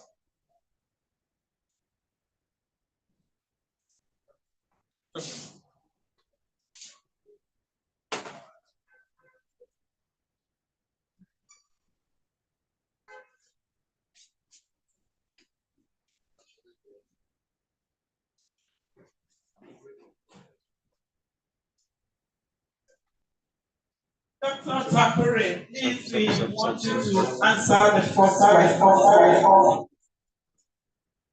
Yes, hello. The second.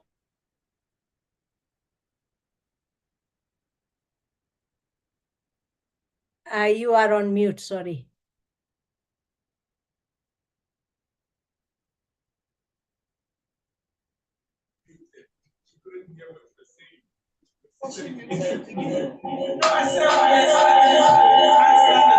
Question.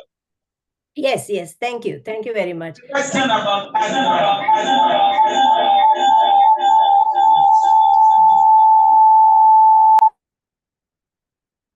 I heard the question, don't worry. But I did not clearly understood the first question. Of course, it was about Agra, and so I couldn't understand the first question clearly.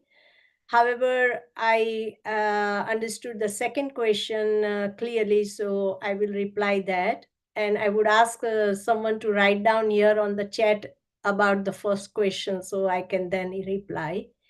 Thank you very much for the question. And the second question is very, very important, that today, yes, we are gathering together, we do seminars, we do conferences, we write publications, but nothing is changing on ground. And that is so true.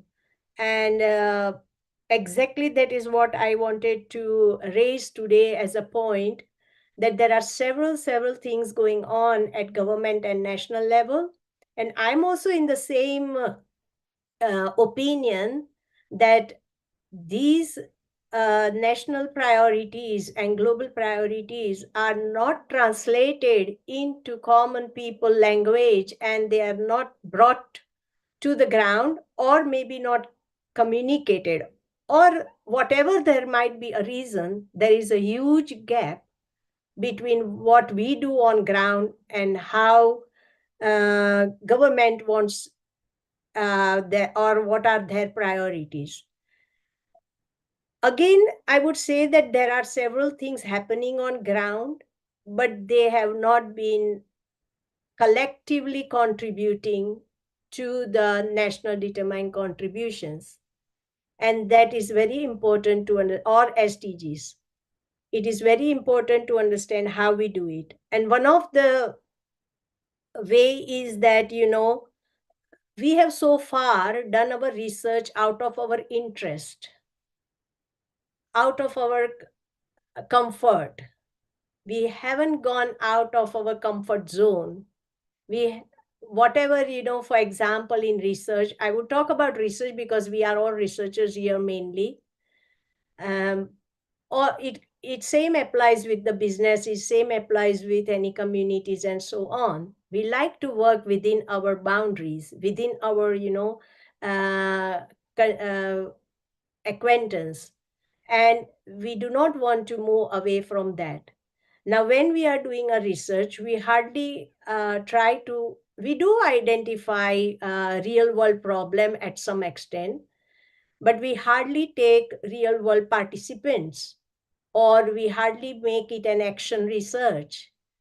And so I think there is a need for different research methodologies, or maybe like more advanced or more, I would say, adventurous research methodologies. We have to get out of our box, get to the policymaker to understand, okay, what are the policies you are struggling with, or how you are implementing, and let us know, we will contribute to it.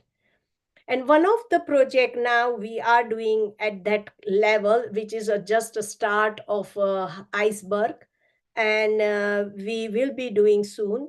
As I mentioned, we are doing Global South summits. That is, we are not bringing only academics. We are bringing community leaders. We are bringing business leaders to, and also government leaders to talk about the same subject, to remain in the same platform and to discuss. However, I would commit that we have not been able to bring government leaders' interest equally as other stakeholders. So that is a missing link. They are so much burdened, or they are so much into their own thinking, that they speak their language. They are not supported by marketers. They are not supported by community leaders, that they can take the voice and implement it. So one of the initiative we are doing to, and we have just started organizing it, and we will soon reach out to you all people as well. And it is like increasing science, citizen science, belief of citizens into science. So, we have to talk about science when we talk about our, future, or whatever the action we want to take. Of course, you can take it from your side what you mean by science.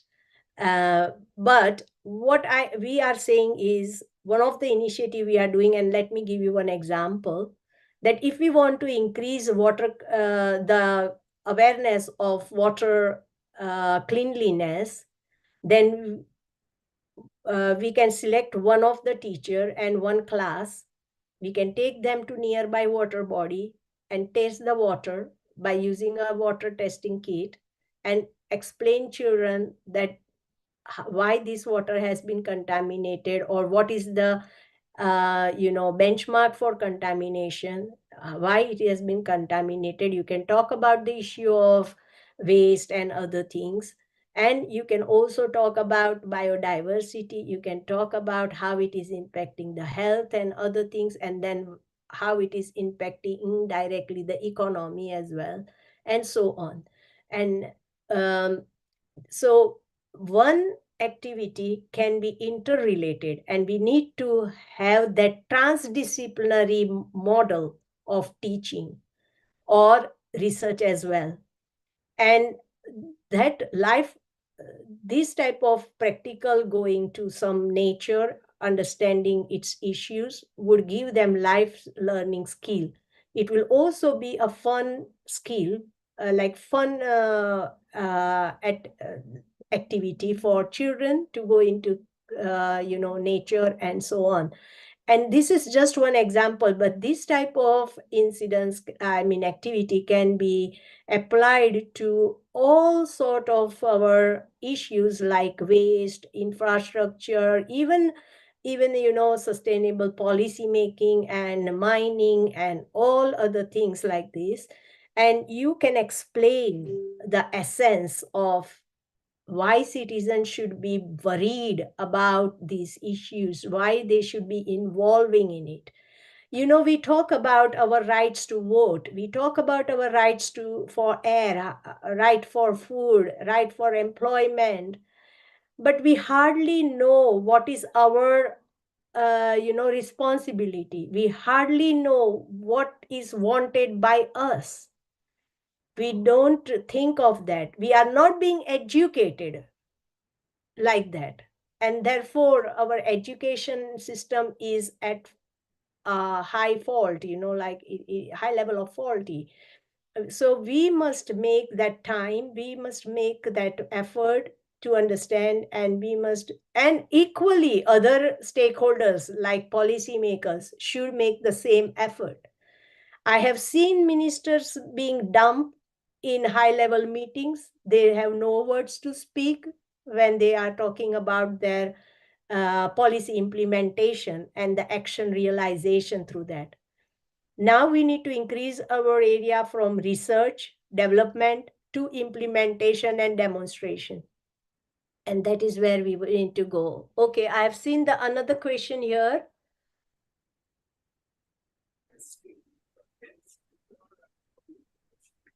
Thank you very much, Dr. Takuri. We are all right. We want to round off for the first session, stretch our legs, and then come back later. So thank you very much for your time. We really, really appreciate you. Distinguished ladies and gentlemen, we have been sitting down for so long. So it's time for us to stand up, stretch our legs, take a break, and then come back for the afternoon session. 30 minutes. Thank you all for your patience. Have a nice day. Yes, group photographs downstairs. We'll take a tea break, and then we'll take lunch. Thank you. Thank you very much. Thank you very much.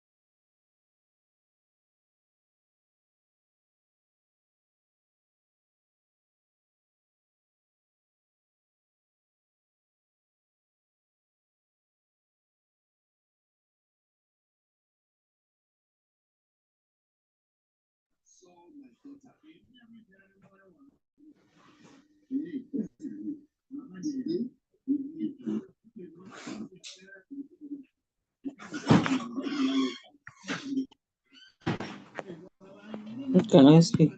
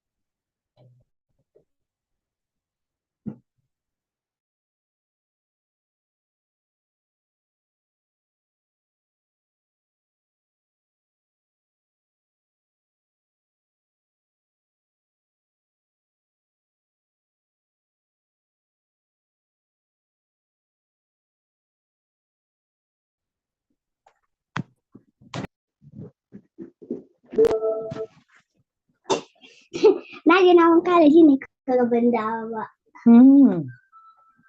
Wanka kika je? Marhaba.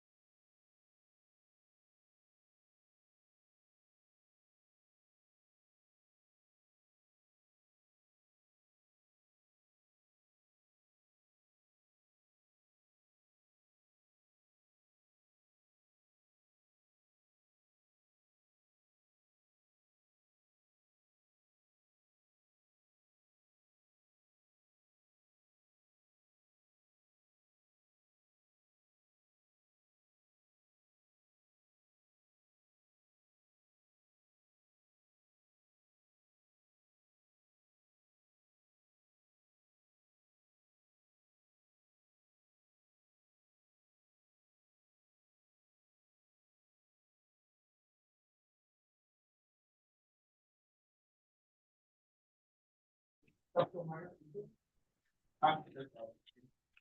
Adeniyi Adiagbo. Then we have Oluwafemi Oyekunle, and we have Femi Aderemi as well as Mustafa Miriam. I go back to you. I'm sorry, this you can put.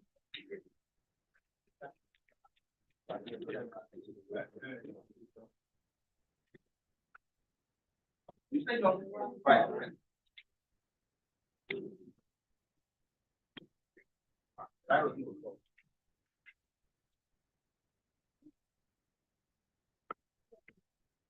I get it. What's the number? Number 5, I'm sure. You're collecting the numbers here. Hey, the number should be consistent, cannot change. Confirm my client. What's the paper number? What's the paper? What's the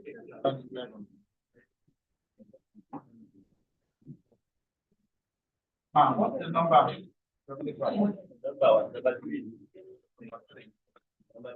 Okay, ma'am. Okay, sir.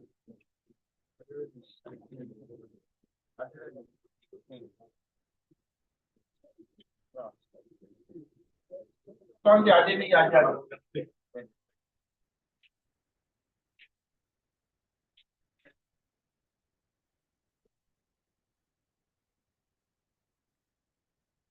Pay attention to Prof.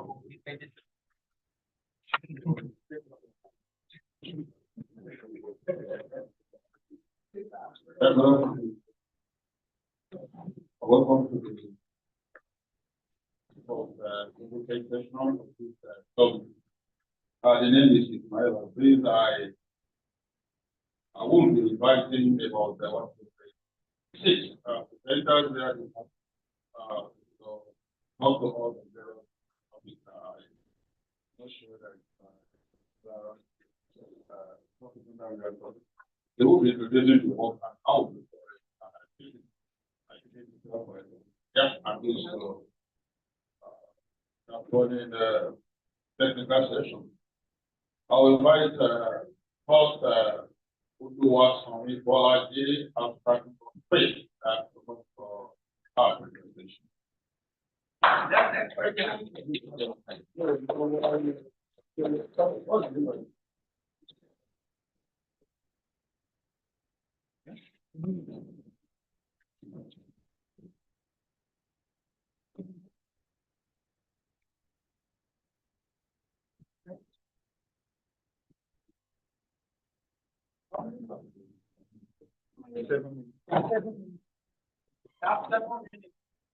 Good afternoon, sir. I am Ola-Olowoyo from University. I want to present the topic food system, food insecurity, and humanitarian crisis in Southwest Nigeria.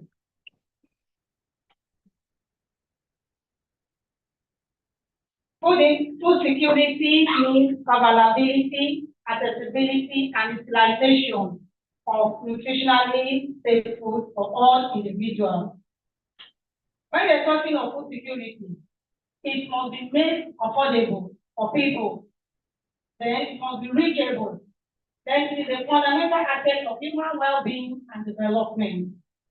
The achievement of food security faces several challenges, particularly in the context of humanitarian crisis.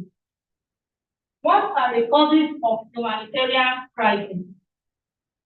Conflict, just like we heard when during the session.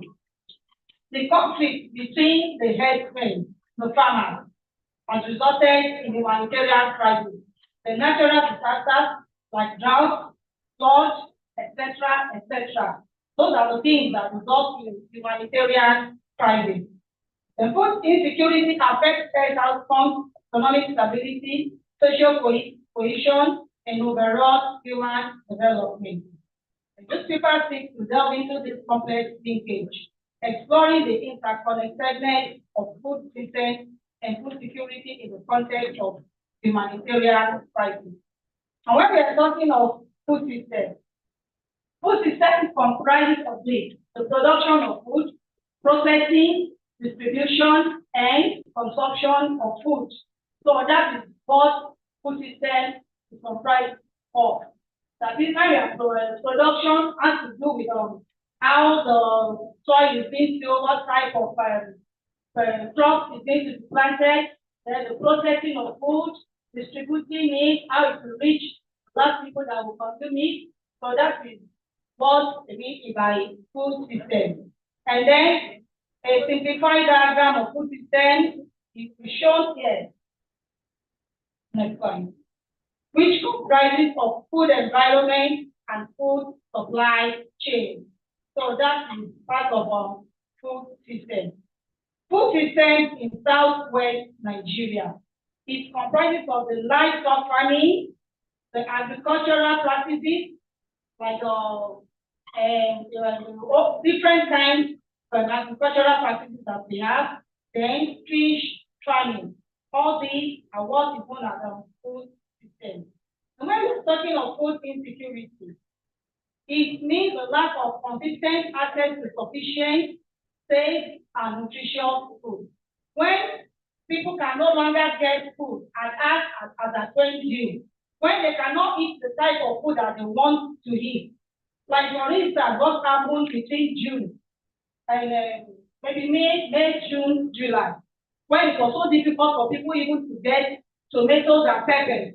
Getting to the market to see that it is just too difficult. You can't even see what you want to buy.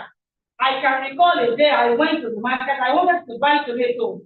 Just a smallest plate of tomato was cost almost $5,600. People, we were many in the market that day. Everybody was just going around. They couldn't buy, and they resorted to buy the ones that are rotting, the rotting tomatoes. We saw it when they passed it. It was rotting and come and sit flies on me. And that one was sold for cheaper price. And people were rushing in.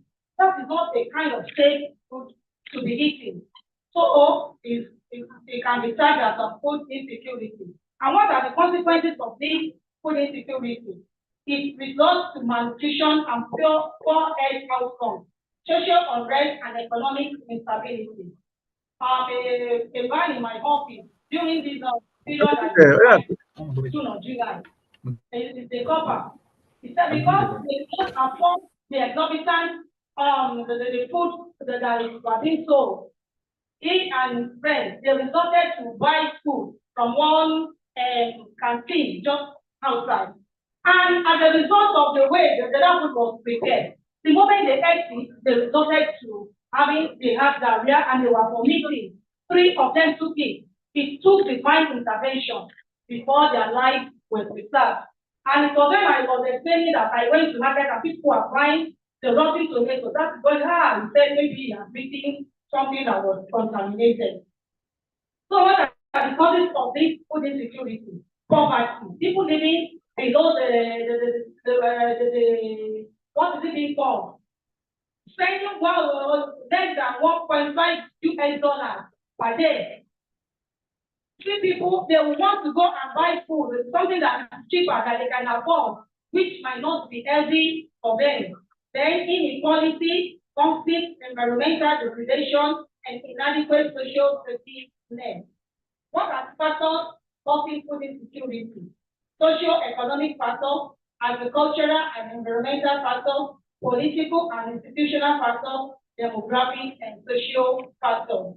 According to this funny exhaust 2021, the result of the research that was conducted said the causes of food insecurity in rural households. What are the things the causes of food insecurity? Drought resulted in about 18%. The pest, because at times when farmers planted their things, pests will destroy it. It happened to me. I planted. So I did some farming, dance, and some other things. But I discovered that when I wanted to harvest them, they are eating my pets. So, and all these are the causes of food insecurity. Now, the link between food systems and food insecurity, the food production and availability, food distribution and access, how do people be able to access the food, then affordability of this food, Is it affordable to the poor masses? Can they afford it? What of the price? Then the nutritional quality and dietary diversity, just like I've said. The food that was being sold in the market in those days, where during the June period when the potatoes and peppers were so costly, people were just buying something just to keep money and sold together, which is causing health issues to them. Then environmental sustainability and resilience. According to this, if you are for the interconnectivity between the components of food security and several terminals in order to achieve a sustainable life. So all these things have to be followed. If you have a climate change, the temperature, rainfall, wind is something at the right time. We are able to achieve the SDG goals 1, 2, 3, and 13. That is no hunger, no poverty, healthy life, and climate action. If all these things are put in place. Then humanitarian crisis. These humanitarian crises result in widespread hunger, malnutrition, and food insecurity. Just like everybody gets to the north as a result of the issue of the constant fight between the Boko Haram, the kidnapping, and all those things. The people in high the people that are displaced, you see them waiting before they can leave, and whatever they see is what they will eat. So that is a result of food insecurity. Then humanitarian crisis and food insecurity are intertwined phenomena that result with that consequences for affected population. Impact of humanitarian crisis on food systems and security. It results to displacement and destruction. When there is maybe crisis or war, something like that, there will be no food. It will result in people being displaced from one location to move from one location to another. Then economic instability and nutritional deficiency. People will not be able to eat what they want to eat. There will not be issue of any balanced diet, and then they will just eat what is available. So, and there's nothing like anything that is affordable. So, health impact, their health might be impacted, just like I cited of the man in my office that went to buy something that they did. So, because of my time, food systems, food insecurity, and humanitarian crisis in Southwest Nigeria. Results from a recent showed no less than 1.5 million Nigerians are at risk of food insecurity between June this year and August of 2024, just like I said. Then 83,846 of these individuals being internally displaced people. So food insecurity affects 2.1 million individuals in the know, and etc. etc. So at this juncture, I want to say something because going through this, I discovered that we don't have much about food insecurity in the Southwest Nigeria. And I want to put this thing open to maybe for discussion or for something else. Because I try to look for a lot of literature, but each time I try to sit on it, it will just take me to the northeast, northwest, and other geographical locations in the nation, they have it. But in Southwest, little is recorded about food insecurity. So I want us to look into this thing holistically. Then my recommendation, innovative and financing mechanisms should be strategic policy recommendations, community-based approaches. So, and then the knowledge sharing capacity. Conclusively, food insecurity is currently on the rise, and with more improvement in the economy, it will become more, thereby increasing humanitarian crisis. So, just like we have on social media that they are encouraging people to be involved in local farming, so that if they plant something in their household, within their gardens, this thing will even ease the issue of food insecurity. And thank you for listening.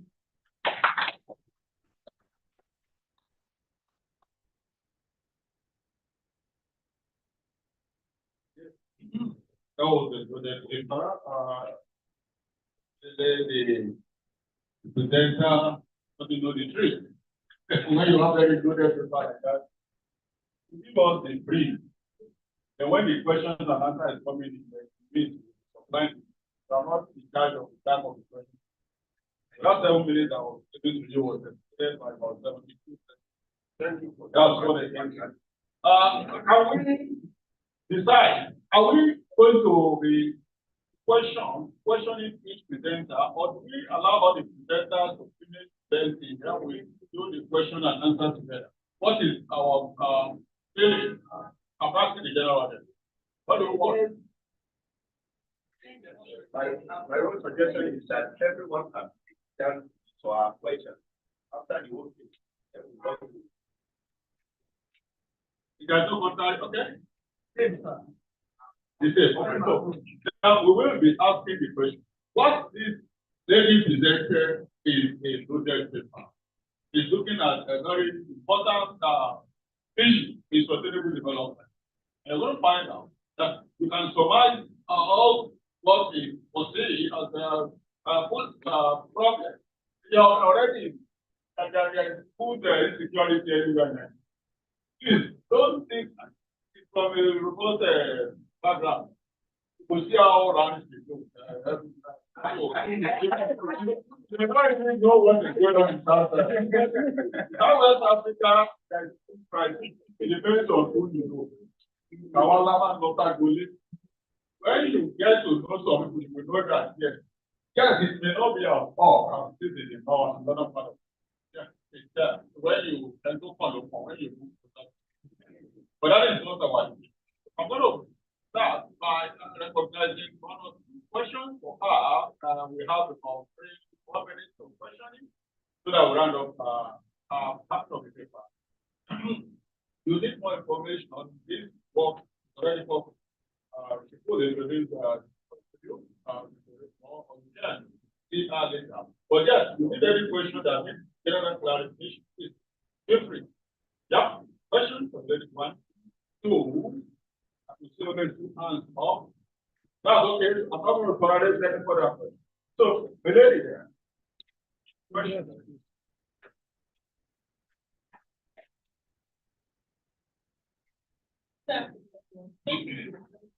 I want to go to make your paper easier for me. I point that how material type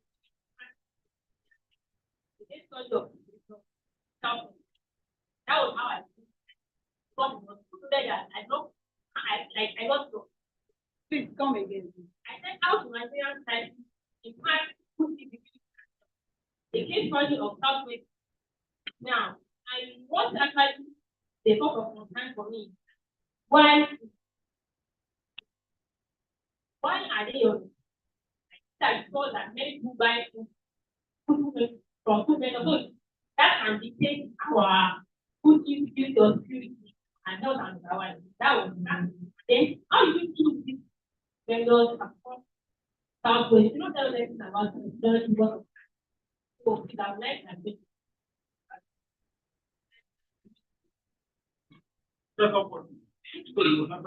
Thank you, Mr. Chair. Planning on existing for thank you for the presentation. What I would have here, you're talking about food security, is the effect of storage. Because the bane of spread and production in part of the world is storage. So, what is the effect of storage to this topic? 1, 2. What then is the effect of middlemen? Because middlemen hide the effect of middlemen to food trade. Thank you.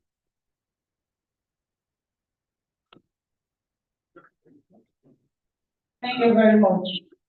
I chose food vendors because of their impact or of the way. You see, some of them, just like I said, the issue of tomatoes that I said, those things were rotting. They were not meant to be sold again.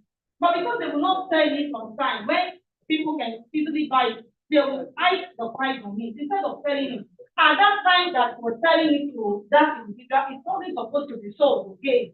Supposed to be, but actually I do want to work more. Just like I said on newspaper, I want to bring in farmers and some other people in, apart from food vendors, to really expand the paper.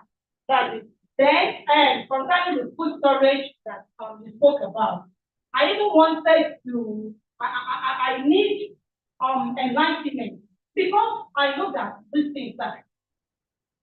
For instance, sometimes in March, April, a bag of onion was sold for 45,000 naira, which I bought from. Getting to the market from 2 weeks ago, I discovered that a bag, the same bag, goes for 150,000. And I thought of, when I was doing this, I thought of, is there no way how we can keep these onions when it is in surplus period? I tried to keep some at home, but I discovered they are rotting already. Is there no way of preserving this food when they are made, when they are seasoned? That are many, especially also tomatoes that you're talking about. When it was in season, a basket was sold for 15,000, 17,000. But now it has gone to 130,000, or something thousand. Is there no way? I'm trying it for everyone, but is there a way that we can keep this thing when they are in surplus so that we can keep it to the time that it can be when it is the scan? So I have even had it in mind that I will ask this kind of question. Is there a way?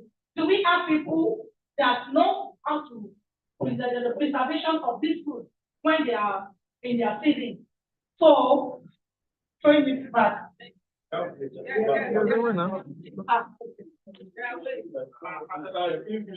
don't want those, like I said earlier on, we have to talk to the author. We are going to take the presentation on the most one. I believe you may, instead of 10 minutes, already about 22 minutes. That's not good. Please, kindly see the name. I will solve it for the humanitarian and food crisis of the state is both based on both physical and what I would call cultural dynamics. By virtue of the fact that in Africa we kind of get independent from one another, because we depend on one another. Some people are over dependent on those they are depending on, and that is part of what we have. So we want to get out of this quagmire. One, we need sincerity. So not the sincere with ourselves. Where are we really going? Whether you like it or not, problem we are facing now is as a result of some people that they are not working at all, and they are feeding back of people that are working, the middlemen. The food vendors are not really, they're just trying to see how they can also survive. It is those people that are between the family and these food vendors that are really giving us the headache. And most of them are the people who are high in this society. They are the people that are kind of honoring most of these food items and putting it somewhere. When they build about some millions for food, they spend a few thousand on some people. They say they are about all of honorary. I appreciate them. Can we please come for us? I will call on my contract number 27 to come with our call.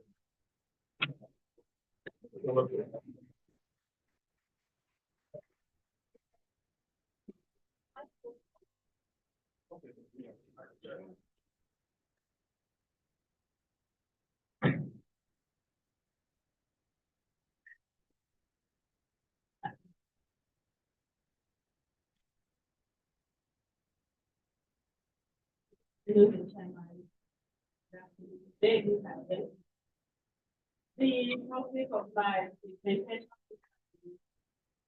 reclaiming Nigerian cultural heritage through preservation and transmission of indigenous knowledge in the sense of cultural ration. My paper is all about we reclaiming our heritage, cultural heritage, which is actually our own identity. If we allow so many things to erode our cultural heritage, and then problem of extinction before us, which we don't want that. Under introduction, we're talking about how do we preserve it. So we should do everything to make sure that we preserve the past and we want to preserve the past. And then empowering indigenous communities to function in the present and in the future. What do we do? How do we handle that one? And how do we revitalize our cultural practice, local language, indigenous languages, and then our instruction? How do we actually uphold our identity? And then how do we contribute to the global community? That's what the instruction is all about.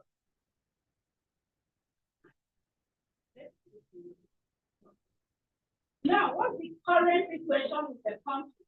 You and I know that because of the social media, because of the globalization, our culture is being eroded. You know, look at the way we are dressing now, the way our children are dressing now, not even the children, even our dogs. Look at the way of life, even what we are eating, even our languages, even parents do not allow the children to speak their own language. So what type of a country, if we don't know our own language, then modernization is a problem.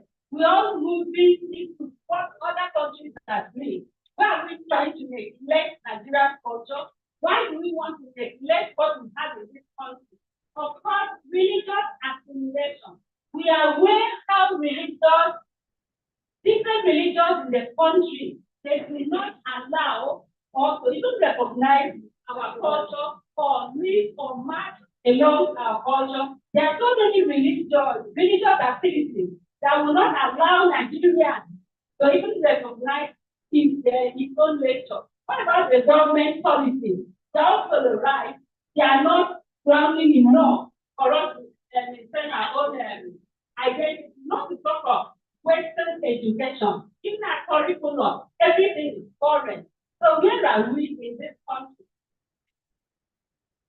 Now, as some of these historical processes, the problem or part of the problem we are facing right now is cultural and culture is being distorted. They are not allowed to move forward. So many things are blocking us. Of course, when we embrace all these foreign cultures, foreign life, we have to present our own diverse cultural heritage.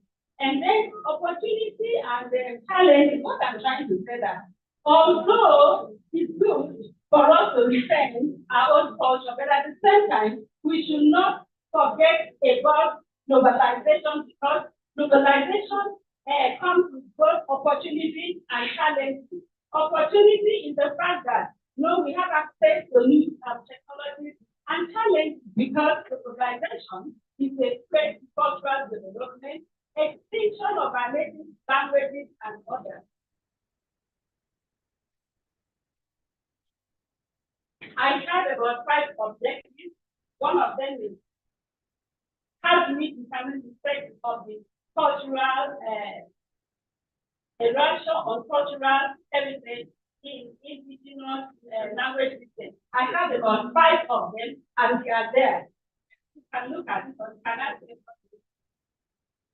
So, literature, my speaker was right under declining Nigerian cultural heritage, transmission of indigenous language, community-based initiatives, and cultural preservation and initiation and others. Then theoretical framework, I use decolonization because it's related, it has to do with the cultural heritage and indigenous systems.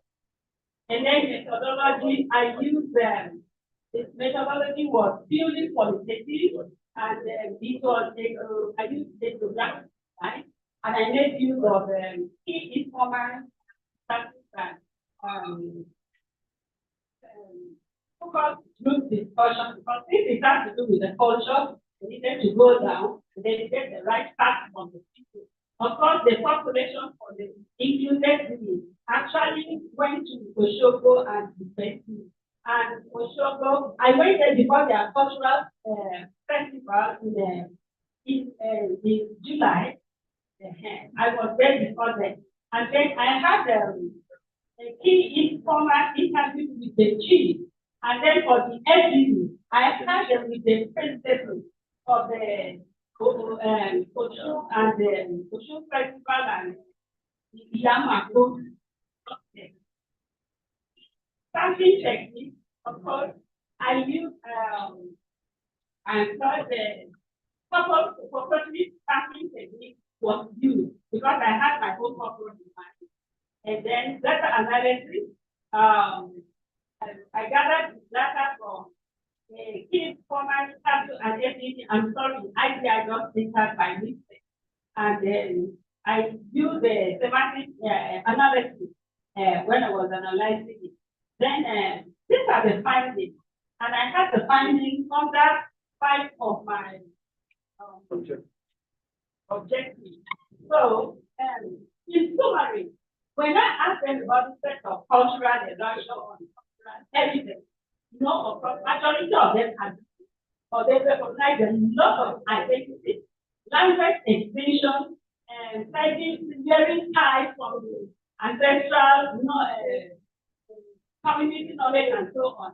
And then another one was challenges on the planning. So in summary, they responded that in summary, it revealed that our problem or the challenges is the lack of collaborative efforts like community-led initiatives, don't have language barriers, adapting to change while trying to oppose Nigeria culture and so on. And then addressing the challenges, of course, they came up with the suggestion. Some of them included that constant awareness of the communities to protect their cultural heritage, organize seminars for knowledge transfer, the more youth and everybody. The next one was community-based shaping, and then participants responded that we should provide this language, and the objectives are there. Of course, what they are trying to say that we should do all we can to defend our own cultural heritage. Thank you very much. Wow, thank you for this is Mara. Presentation is made somewhere. And we are going to talk and analyze this question for her. I want to be following on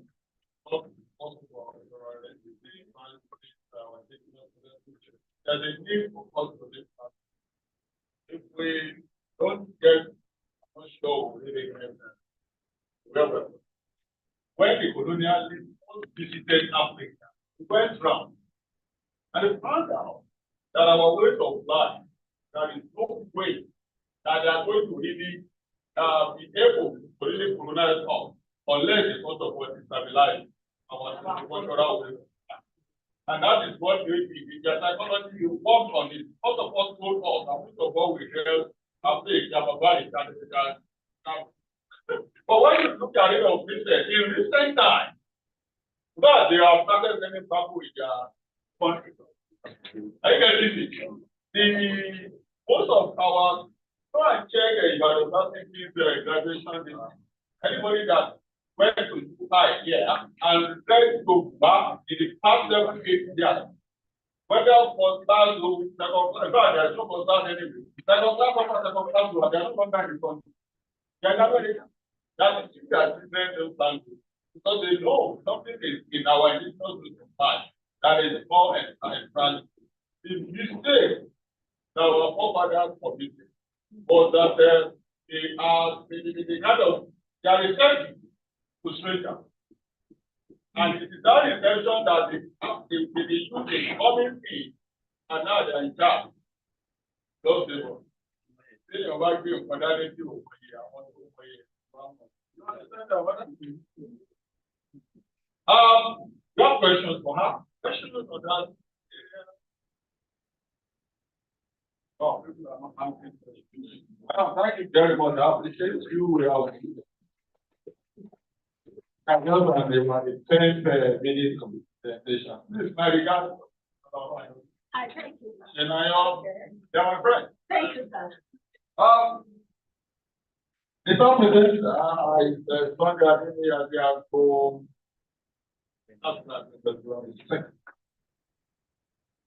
indigenous knowledge system in crisis. In crisis prevention. All right, you guys. Good afternoon, the moderator, distinguished colleagues. My name is Sunday Adeni Yadeb, and my partner is Oluredi Akintola Obalawi from Osun, Institute of Global Affairs and Sustainable Development, Osun State University. The title of my presentation is Indigenous Knowledge System in Crisis Prevention and Management, Insights from Osun Festival. We are all familiar with the Osun Festival. Every year, around July, August, in Osun State, there is a cultural festival there known as Osun Festival. But I'm bringing it to your notice today that there is another community in Osun State where they celebrate our own Osun Festival in another different dimension. And that community is known as Ola-Olowoyo in the local government. They are very close to the Osun State.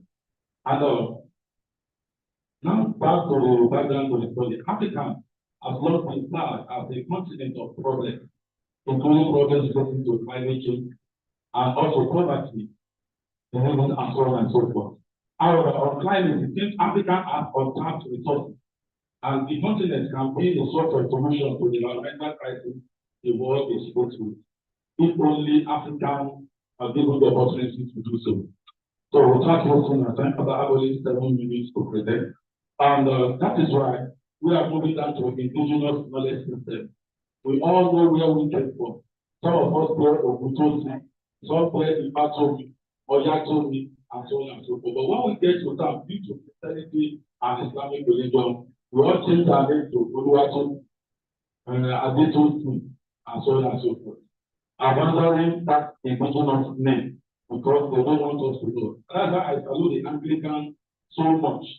If you see their venerable bishop and so on and so forth, they still bear that name, even Tola, even Tomi, venerable Kinibon, and so on and so forth.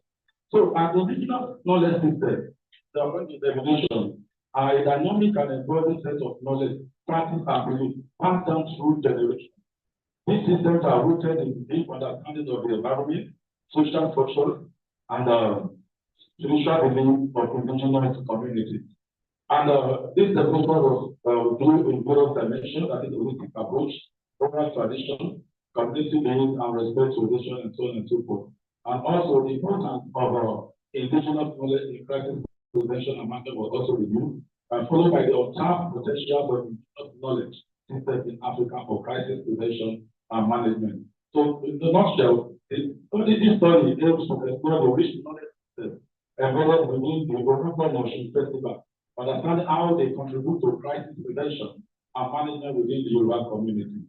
And we'll also look at the Ola-Olowoyo Festival, which is a cultural tradition in Osun in various pillars. One, the ancient origin, two, the community rituals, and three, the cultural significance, and various lessons learned from there. So for the purpose of this study, we will study adopted the qualitative research method in which in-depth interview was used to gather data, and likewise the focus on discussion. Also have some members of the committee that are not educated, so there is a group of people that were gathered together to seek data from them.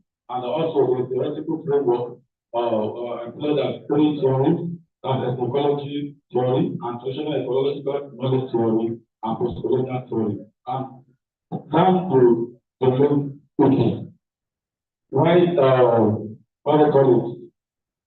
why indigenous knowledge system can be used for crisis prevention and management, according to the Ola-Olowoyo Festival. Number one, recently we can see that some 1 or 2 3 years ago, we are all being locked down by the federal government due to the issues of the COVID-19. And various efforts have been put in place by some traditionalists, but these measures are not being accepted by the federal government, even the United Nations. Ourselves will hear from the UNICEF, United Nations, that is in the social solution. But in Olukwala, during the COVID-19, they were able to use the indigenous method of solving this COVID-19. And lo and behold, to my surprise, there was no single record of any COVID-19 case in that community. So they are touching the list of the cultural festival. They have their own way of carrying out some ritual and liberation throughout the community to safeguard that community from preventing that issue from coming to the community. They describe that issue of COVID-19 as Ebola. They said it's Ebola last Sunday. Ebola last Sunday. In the only day, whenever we find our house, there are some plants we normally plant around the community. That every time or some certain time of the year, a lot of things normally happen. We are and so on and so forth. Those plants will prevent those diseases from going away. So, but in our own context here, we neglected, according to what the previous presenter said, we neglected our own culture. We failed to tap from it to solve our own problem. So, in a nutshell, if Nigeria as a country or Africa as a whole can go back to our indigenous knowledge system, we will be able to solve our crisis. We're able to prevent a lot of problems in our community and so on and so forth. Thank you so much. That was the same line. The first presenter looked at the Ola-Olowoyo and the Yamapo festival in Eventi. This one was looking at and the Oshun is protocol of village and it's impact on the environment. Wow. From my getting there, at least if people are still interested in some of this, that is it is not fully neglected. There are questions for this question from the audience. One, I can only okay, let's see. Okay, man. Good afternoon. Output of the note. And how to comment the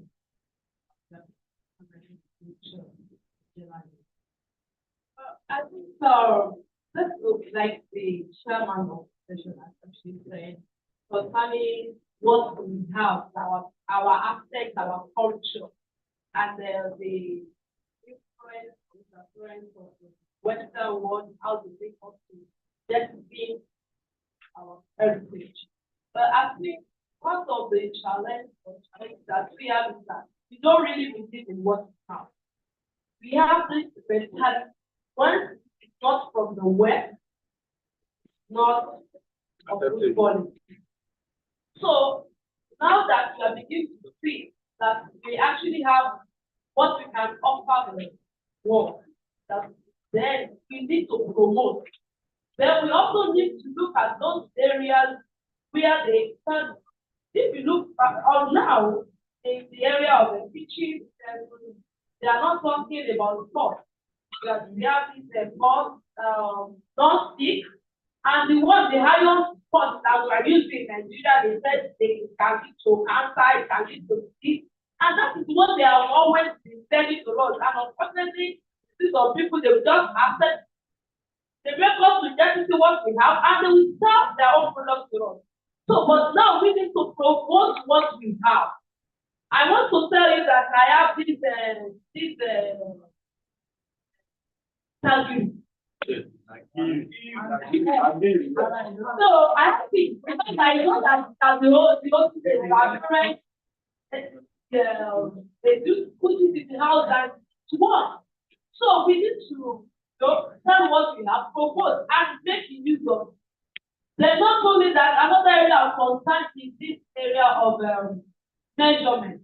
When we talk about the application of our indigenous measurement, so we have to believe that we don't have accurate measurement, which is true. So we need to believe in what we have, promote what we have, we are what we produce, and not only will it affect our environment, our culture, our planet, it also make us, in fact, it will make us better. Thank you. Okay, someone again? Okay.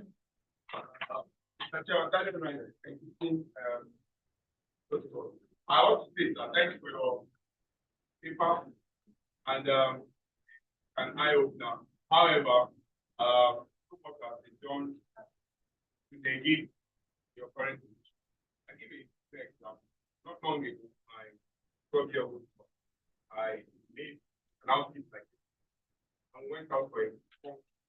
When we went out for the conference, I was looking all about and I couldn't find it. I found out at the end of the conference, he was hiding his storage. Why was he hiding his storage? He was different from there. He would rather wear a jeans and a common conference. So that's what he said, like, water, and that's what he do, like, and that's what he do. I wanted it, but he would buy it.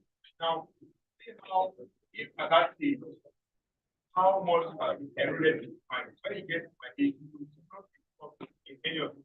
That's what you are saying. I will go back to our indigenous practice that will help us about brain vision. Now, this is where I have an issue. How does this pan out?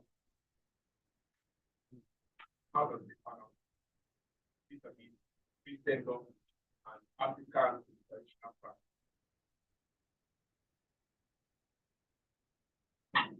Thank you. And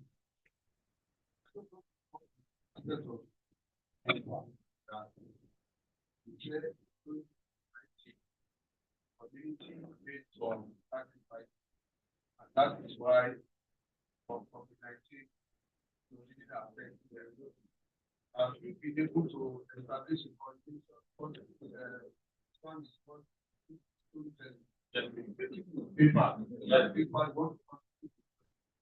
I've been from another community where COVID-19 happened to them and they performed such a and to save them.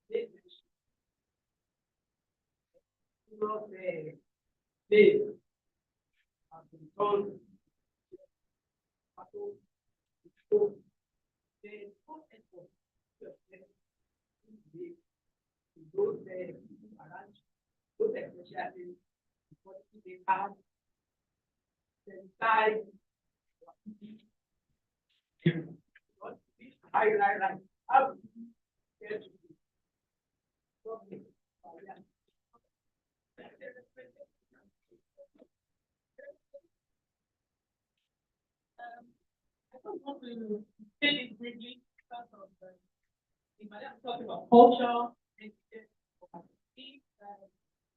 also in culture I've spoken about.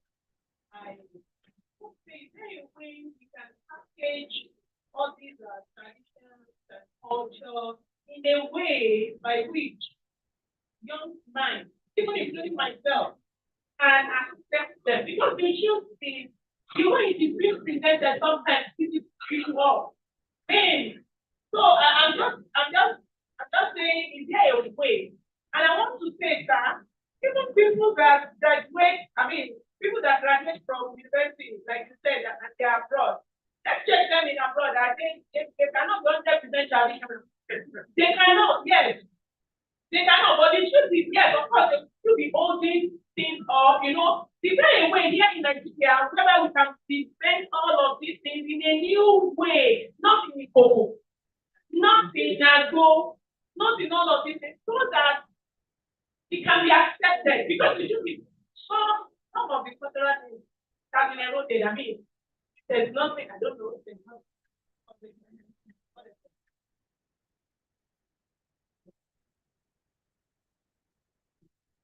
Ladies and gentlemen, thank you very much for the papers. I came in to find it talking about North knowledge. And the aspects of it that I heard was using certain plant species to ward off certain diseases. I want to comment on it with one, we need to take this knowledge further. She said your packaging. I have in my office right now the wet package powder made from an African plant, Prunus africana. Prunus africana is found in high altitudes. So part of Cameroon, part of South Africa, part of East Africa. Just the powder of it. Taking it prevents development of phosphate. But if you look at it, it's so neatly packaged that you attract an average health. That's one. Two, when we talk about these things, don't let us just be talking about the necessary.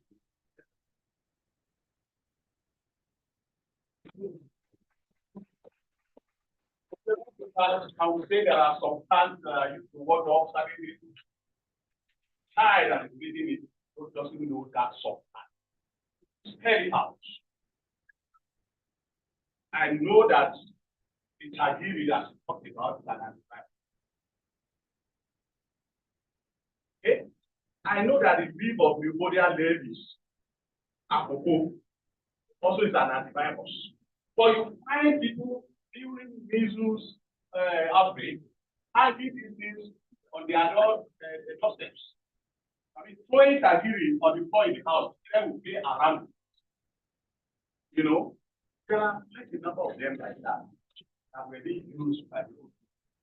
Why don't we, I mean, get this knowledge, document them, and let scientists into them for that?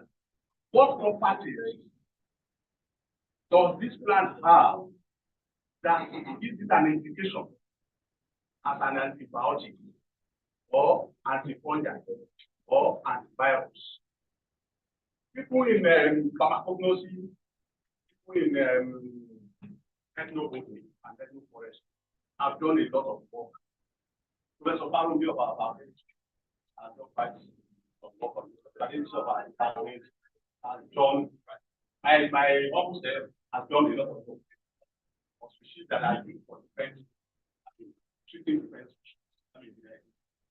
And there are some that are used in prevention. You know, so what the current generation of scientists is going to do is to go beyond those saying that and find out why they put it. What properties they have that have indication for those uses. So now talking about our traditional outfits. I want to say that already some of them have been adopted. See those who come to UI to take the grade that are in Yoruba and African. See what they wear. They will wear the many years back, platinum here was abandoned for Jerry Falls and whatever you call it. Now we are coming back to it. Even though in the modernized form. Maybe you put reading now, you do whatever you call it. So, the way forward is to study our culture and practices and develop them, integrate them to modern sustainable development so that the world can buy it from us. You know, the world is ready to pay for good aspects of our life. Thank you very much.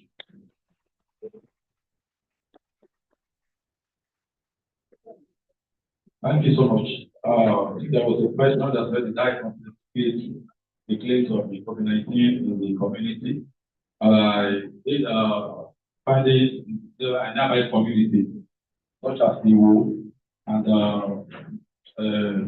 Kota and Silko, and they were able to confirm that that community through that Osun festival, they still tracking what they call that in promoting, in protecting their community. That even whenever there is going to be any outbreak in that community or armed robbery or things like that, They believe there is an indigenous knowledge to protect their community and it's working for them. And at the same time, somebody said, how does this balance with the belief of the sector or whatever? As I said earlier on, the Anglican communal and that in that area. I belong to the Religious Church of God. In the Anglican communion, you go to their seminar, there is a course called indigenous knowledge. In Anglican communion, you can confirm that. And they are doing great in that area. That's why you see most of their pastors, they did not change their name. They will look to change it in review, we change it in winner, and so on and so forth. Thank you.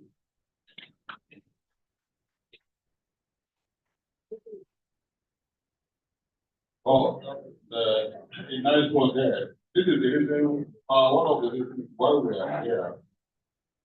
A friend of mine was named Ola-Olowoyo. His father is Ola-Olowoyo. Let me get to my office about 3 weeks. His friend was calling, I'm no more Ola-Olowoyo.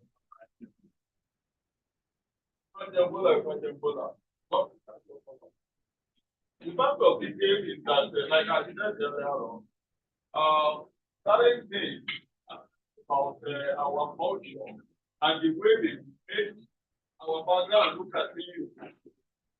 When people came here and told us about what the indigenous language is, and we are saying, what was it? And it's a practice to me. I'll leave us with your list to start about. We didn't inherit the land or whatever property from our parents so that we can fund it. It's something we are holding in trust of our children. It's not for us to finish. There was a generation that really funded what our great-grandparents worked. If you go back to Pakistan, you will see they're traveling along Ibadan towards Ikire side, towards Oshogbo, towards Ife. You see left and right. Farm plantation. There are things that got some parents said to their children. They just give some of these things and they put on their children. This is part of the problem that is. My father was a business man, but in the north, I enjoy life at the level of social. I got something from him, and what I am working at is to ensure that what I'm going to make for my own children is more robust than what my father did. What are you doing?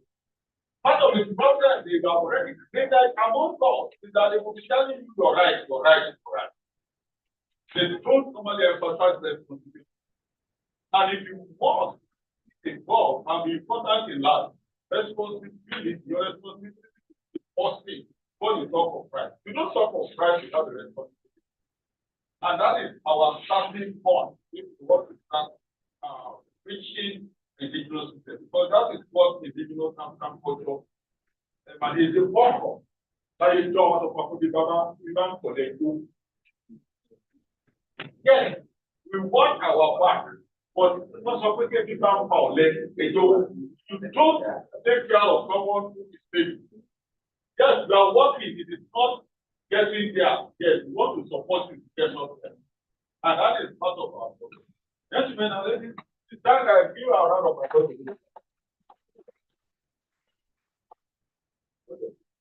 I will call on Mr. Ola-Olowoyo to come and give the next presentation on looking at socio-economic influence on climate change adaptation by proper. Thank you very much, Dan. Good afternoon, everyone. All who supposed to be of time. My name is Ola-Olowoyo. The topic of this presentation is the assessment of socio-economic factors influencing climate change adaptation practices for crop farmers in the Oyo area of Oyo State. And it's a joint research work by the University of Ibadan, ISDS, University of Malawi, and the National Space Research Development Agency of Nigeria. The climate change is threatening agriculture and food security in Nigeria, which very much affecting even the smallholder farmers. And inadequate adaptation action of these smallholder farmers is one of the factors that is really affecting how we are experiencing this insecurity or food insecurity as case may be.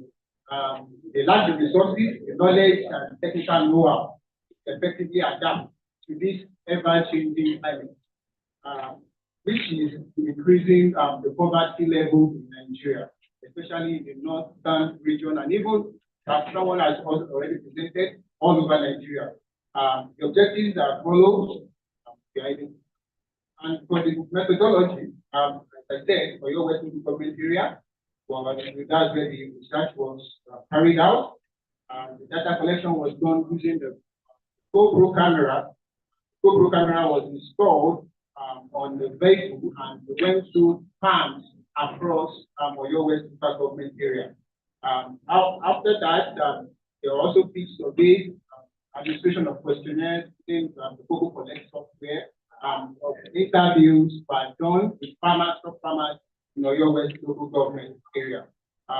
Sampling method, cluster sampling, which is commonly used in agriculture and rural household survey. Data analysis using statistics, adaptation indices, and the correlation and progression analysis. Now, for the data processing, the image that was taken using the GoPro camera, we had about 200,000 images. They were processed on GIS software, and also where we got some statistical details out of it. Analysis was done on SPSS and our program software.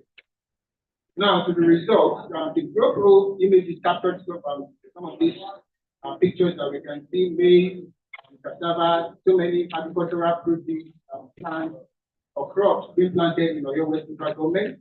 We were analyzed, as I said, on ISDS, and the result is part of what we got from ISDS is these polygons that you can see on the screen. They were digitized on this ISDS software, and we got some results like the land area that were done in 2022, about 64 hectares of land were measured, went through 64 hectares of land, and in 2023, about 66 hectares of land were surveyed. The crop types that are prevalent in this Western government, maize and cassava, very prevalent, and we saw a mixture of maize and cassava on the same land, and other crops like leguminous crops. And there are some lands that were just where they're following. They were fallow, they were nothing on it. They were also all digitized using the hardware software.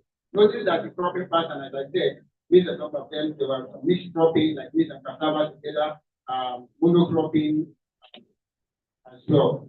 Now, the average farm size, according to the result, gotten were 4.4 hectares of land, and the average age of farmers. This result was gotten when we interviewed these farmers. They surveyed the questionnaires that were administered. 2 years, and they had about 32 years of farming experience between them. We found out that the correlation, which is significant and similar to past results between farm sizes and the income of the farmers. There were more male, as there have been expected, more male farmers than female farmers. And as for formal education, you can see that there were less crop farmers at formal education, which means there were more people with no formal education in Oyo West local government. As like the land ownership, some of them were leased, some of them inherited, some of them were purchased, and we see that the leased ones, the leased crop land were at higher percentage. Also, our observation, the climate change observation after interviewing this point, was that they noticed that yes, truly climate change is that they're experiencing some sort of climate change, increasing temperature, also change the rainfall pattern.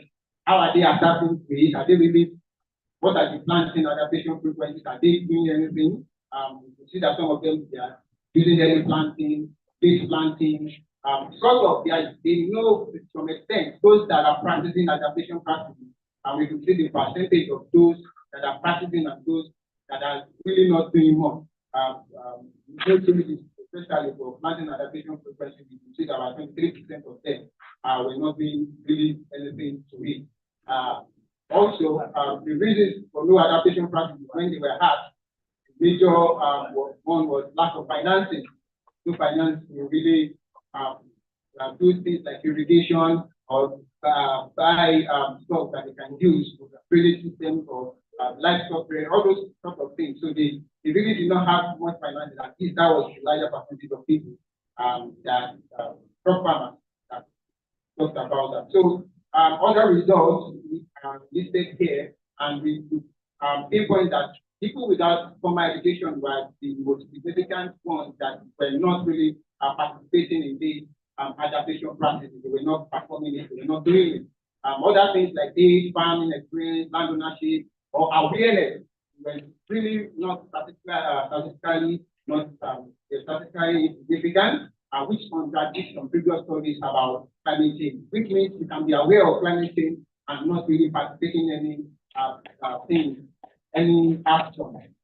So conclusion, safety findings, prevalence of mixed cropping, farm size and annual income are directly proportional recommendations. More we saw that many of them are practicing mixed cropping, and we hope that this will be promoted among farmers for your way to start.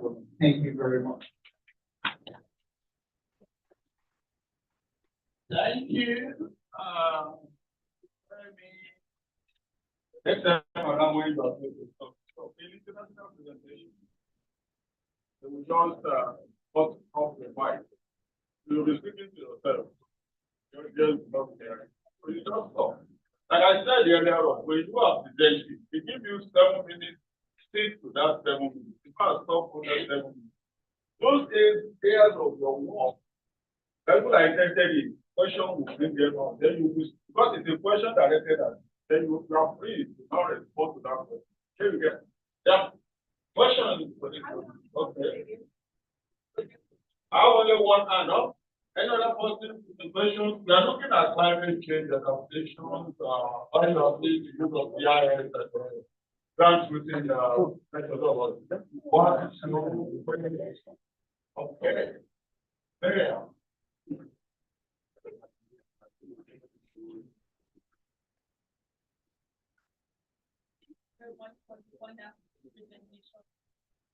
I have an area of like clarify. You mentioned that black camera that which analyze using the ISDS. I don't quite understand what it is, but if you actually wanted a land that proper classification, it couldn't bring out area of land. And if what you actually wanted was that a more appropriate would actually be a mobile joint application like market are, or you could get the bodies of those areas and complete the area. So I don't quite get that area. I'm not.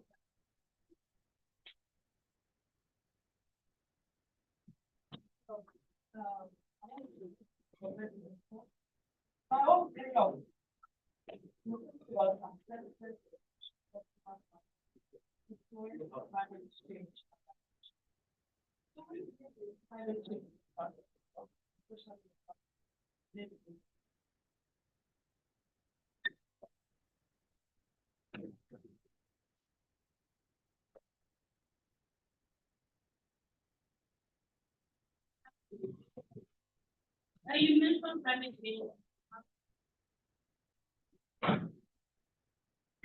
If you're talking about climate change, you're talking about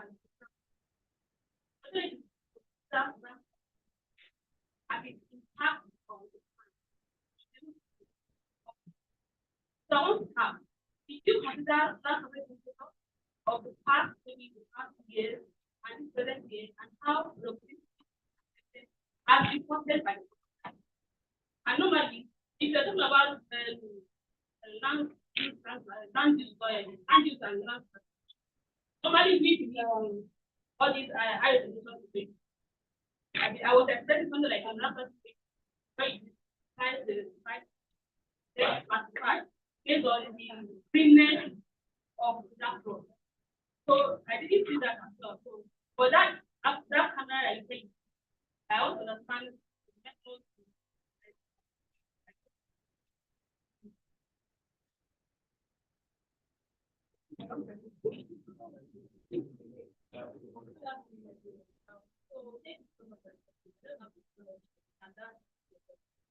So it may be necessary to factors that the update that are from another climate of change. Now you know, I cannot see the negativity or the and I think okay, we have different types of I also love to see for which of them are they adapting to this relation.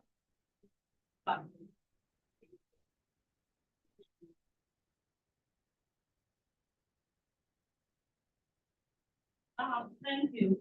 I just like to commend you what you're doing because I want to believe that if what you're doing is well researched, to me, it's a new area. To me, it's even a new area that the farmers should know.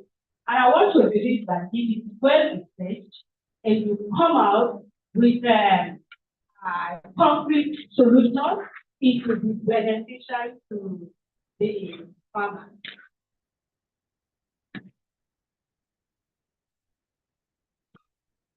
All right. Thank you very much. For the GoPro camera, for the first question, GoPro imaging on ISDS, I want to mention that, okay, for the first objective, you see that it says identify and characterize cropping and farm attributes using photo images obtained from GoPro camera. So what exactly the GoPro camera is used for here is to identify and characterize this cropping and farm attributes of Ola-Olowoyo local government area. Now, what we did with the images was that when we put it on the ISDS software, we're actually able to, based on the GoPro images have coordinates. It has the coordinates of where the pictures were taken. According to the GoPro camera, it takes 2 images per second. So for every second, we have 2 images. So each image has the coordinates of where these pictures are taken. Now, when we take it on the ISDS software, we are able to pinpoint that this is where this image was taken. Now, using that image, we can see on ISDS that what farm is there. Is there anything being planted on it? Is it fallow? Is it maize? Is it crop? We can see the image. And from the ISDS software, we can see that area of land. Now, from there, we are able to now map out or decide that part of farmland that we can see from our image, which helps us to now calculate, okay, this is the area, this is so acre, so hectare. So that's how we are able to calculate the area size. And here we can identify the kind of crop that's on it and the farmer to go to, is it maize and is it planting which cropping or is it only cropping? Which that's for that question. I maybe just on that. Now, do farmers believe in climate change? Actually, because of the work of extension service agents, they have been doing a lot. For example, we went with extension service agents of your state, who followed us, and we see that they always go to these farms to lecture them, to give them training, to teach them about climate change. And sometimes we notice that even in our communication with them, that they, at the time when we went to collect this data, they had already gotten an information that, oh, we have social science. Do not plant because there will be no rain, because they got the information from the weather and Nigeria Meteorological Agency, NMA. So they've already gotten an information that, okay, do not plant for this social period, there will be no rain. So these people are quite aware to some extent. Some of them, those that come for meetings, especially, that are part of the association, they are aware of this issue of that. They might not necessarily regard it as climate change per se, but they can feel the pressure. Oh, there is too much rain, there is flooding is happening, more flooding. there is farming, or there is dry land, that kind of thing. Rain is not falling for this so and period. So those kind of things, it might not necessarily mean climate change to them, but because of when we ask them questions, we can say that okay, if they are aware that this thing is happening among them, so we can classify it as oh, this is climate change effect on their crop that they are planting. However, maybe just that land surface temperature was considered. As I said, one of the things that we looked at when we asked them question of if they are experiencing climate change, some of the questions we were able to break down for them were we did not measure land surface temperature, but we are asking them it was qualitatively that okay, here are you experiencing higher temperature or lower temperature? How can you say how is this increasing? Is temperature increasing over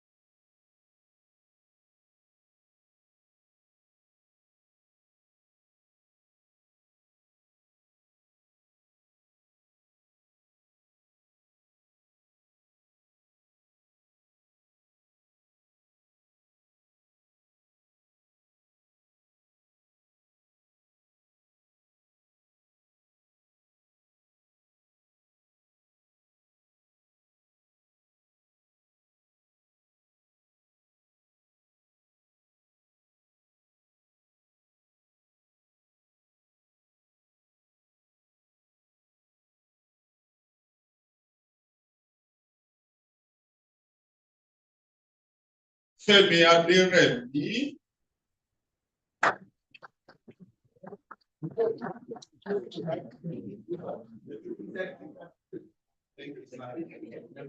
Everyone.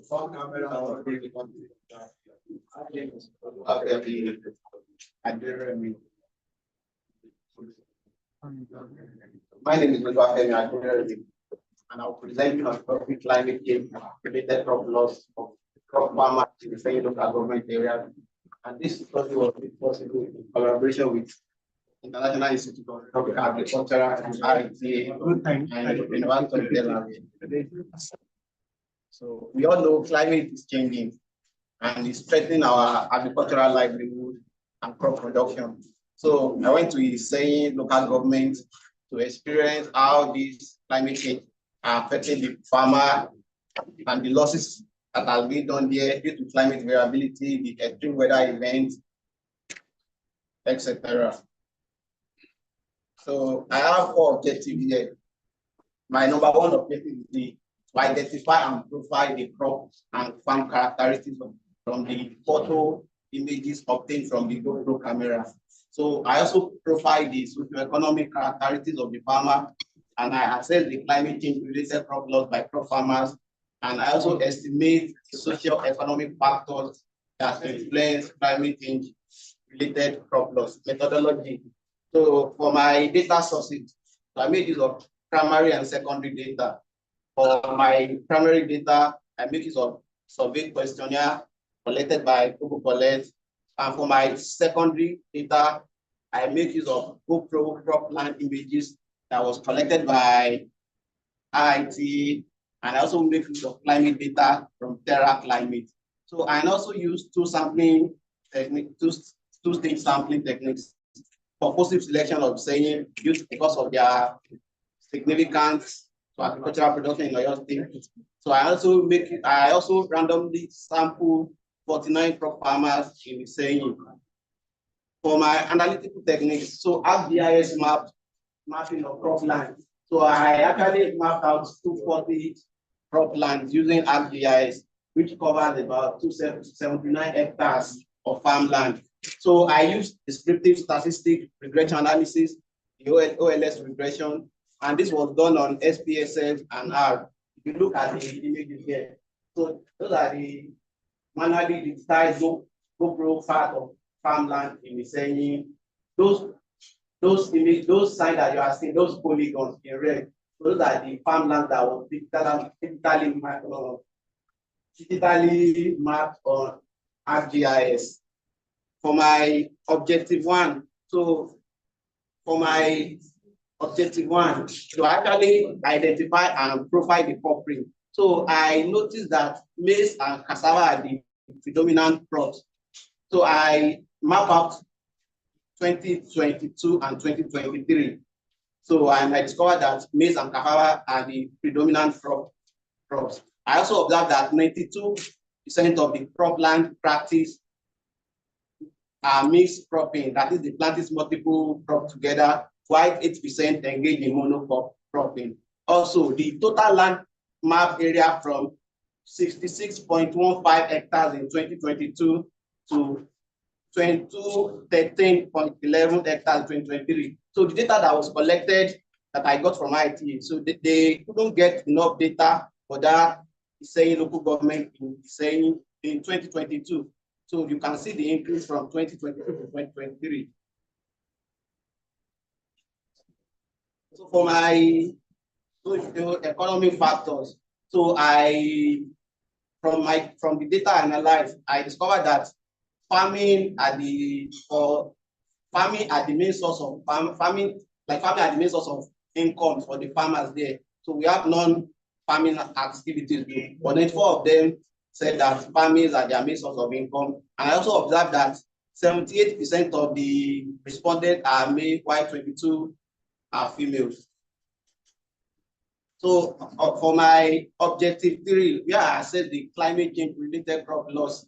So on the weather related risks, so the farmers, they observe that 38% of them observe that they experienced extreme heat in the past years. where 33 said they observe flood and 29% they observe drought. So on the weather pattern observed, so they noticed an increase in temperature. 32% of them noticed an increase in temperature, while 25% of them noticed an longer rainy season, where 14% also noticed extreme events. Although some observed reduced temperature, total rainfall, etc. So on the passive impact of climate change on their farm, 59% passive severe impact on their farm, where 24 passive moderate impact and 16.3 passive minor impact.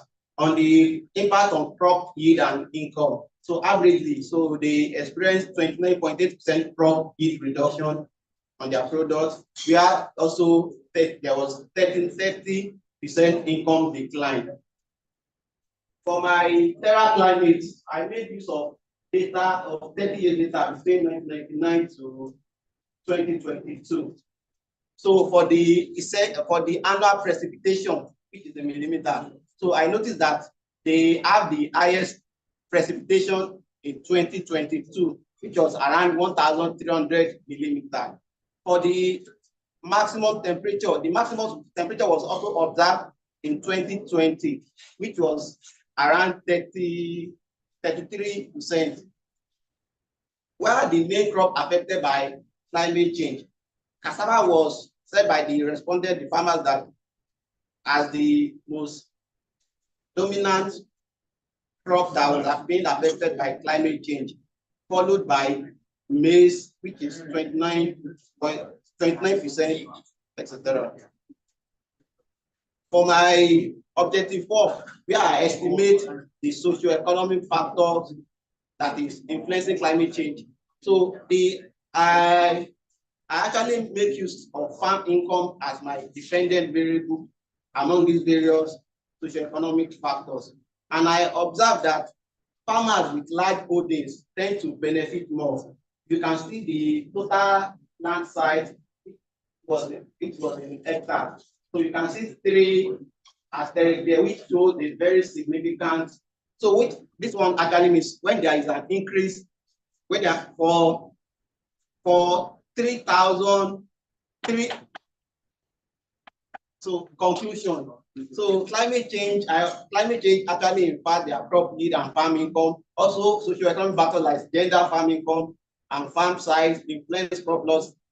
And also, farmers show low familiarity with participation in existing risk management solutions. So recommendation. So implement sustainable land management such as soil conservation, agroforestry, land tenure reform for equitable land access to mitigate crop loss, especially for small holders. Thank you.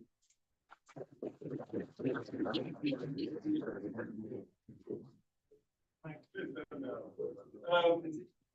have questions for this, and before I make my own questions from audience. No question? Oh, that's my day one. We have all these questions from any of us. Okay.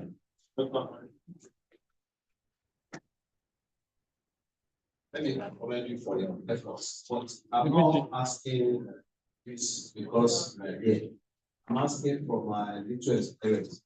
You said cassava is more resilient than maize. That was said? No. According to the data I got, so the farmers, they said the weather that is like the most dominant factor, that dominant weather climate that affects that.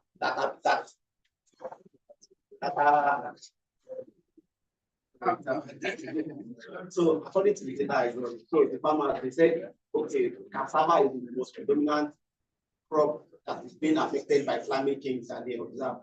When I asked them, like, on their crop products, which of them are being affected by climate change the most, they said cassava, according to data I got. So what I'm saying is that because as a scientist or a researcher, they may tell you that all of me, as a person, as a smallholder farmer, I know that cassava is more resilient than maize. Any shock, maize will react, but cassava will be there because you can plant cassava in December, you can plant cassava anytime. Do you understand? So my own thinking is that when you are giving us competition or whatever, you should have synthesized because they will tell you that. I know they farm enough because cassava is more profitable than maize, but it doesn't mean that it's more resilient than maize. That's what I mean.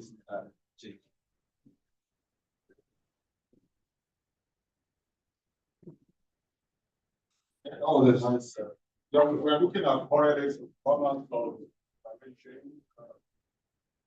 But if we go out of our way to exonerate other reasons for the loss of climate change, look at that. Secondly, that of PowerPoint. Can you go back to that PowerPoint? I want to show you some because we learn and it will make your work go ahead. No, leave it at that table. Next time, my dear young man, this table, you want to carry your audience along. Our time will usually buy it. You got this type of table is about 3 or 4.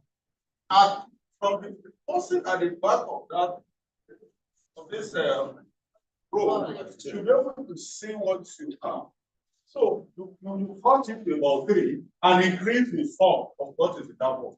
And you yourself, you may not even be looking at this and you'll be using it. Move forward again. You presented the last table. No. There's a table. With this table, can you read this in yourself from where you are standing there? No. Yes. So you must increase the funds inside this. This table should take this, but you wasted a lot of space. Huh? You don't waste space. You use the space to convince your audience of what you're talking about. Are you with me? That's the way we do it. It's not fantastic. Just place your cursor on it and be increasing the font until it gets to where it's comfortable. Just get the entire table, arrange it, and increase the font. This font you are using will be like we have font 8 or 9. It's not even up to font 12. So by the time you are talking to audience using font 12 that you use in reading what is close to you, you not get the information.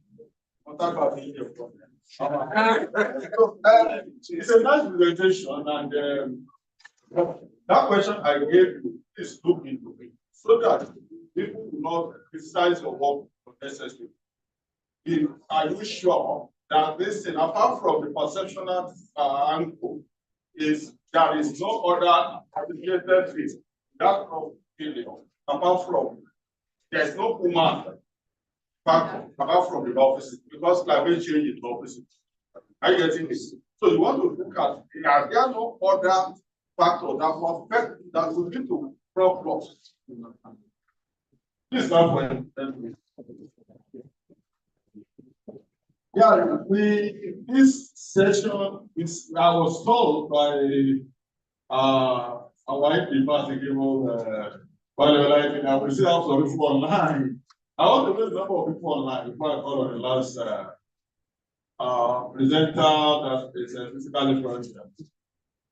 How many people, sir, that are ready? Okay, one. Now, one has indicated, sir. Only one. Only one. Okay. Please let the person be preparing for the next 15 minutes. No, sir. So I will call on my own Maria Mustafa to come and present his our paper. I call that my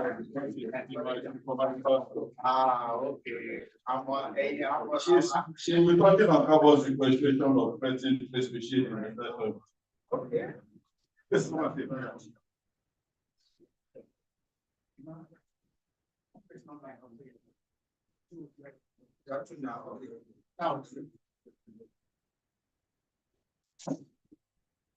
Good afternoon, Chairman, and everyone present.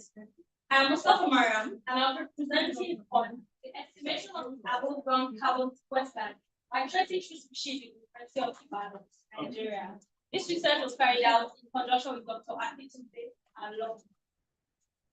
Now for introduction of my study. Climate change is one of the problems that are currently being faced by mankind. Global temperatures are increasing rapidly, and this has led to different problems such as food insecurity and housing insecurity in different parts of the world.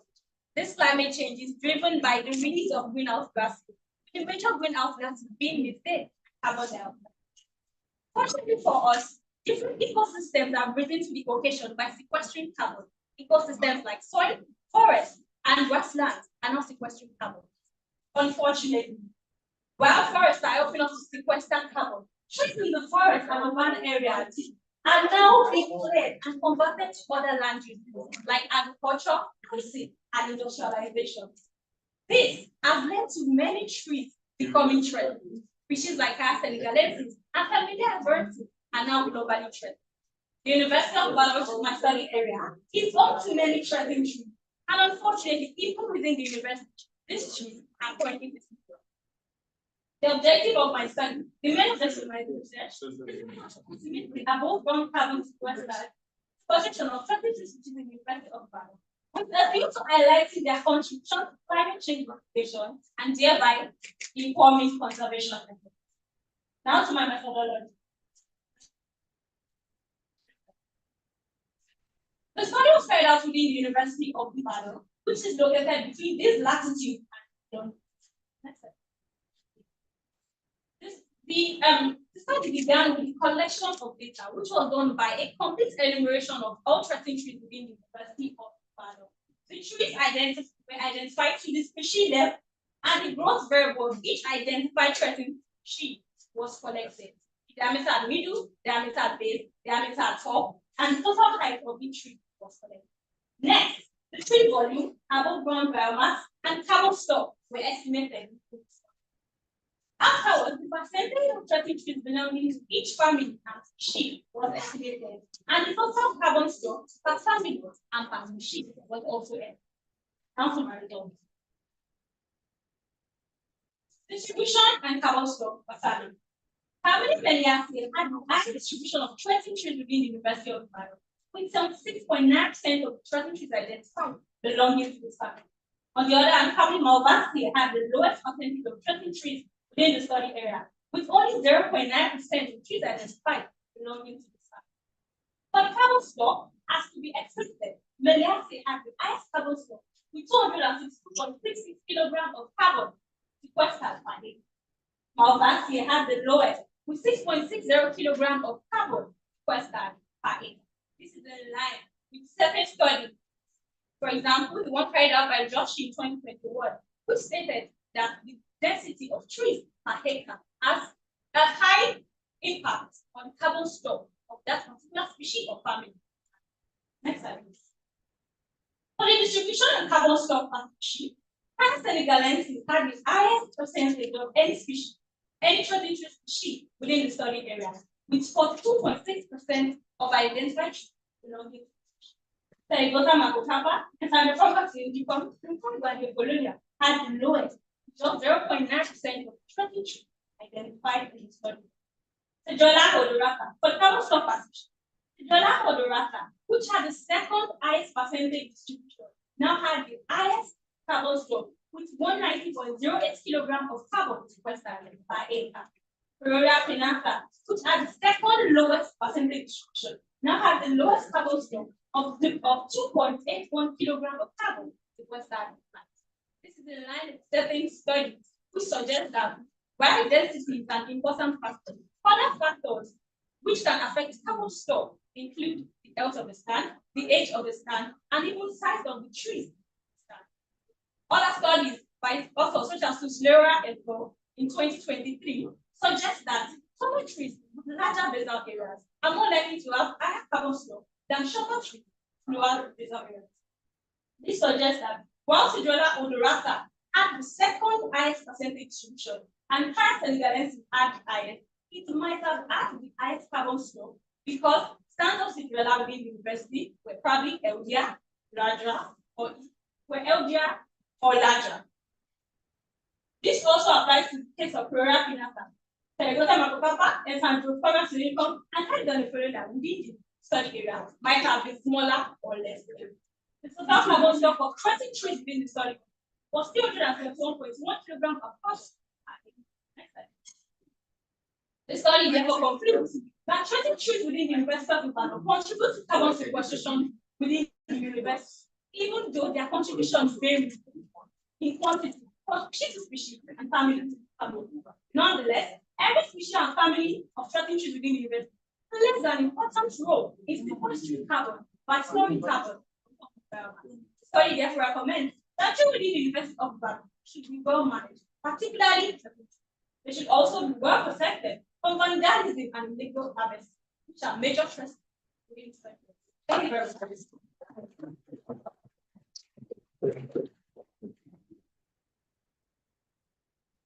What is the common technical carbon sequestration? It's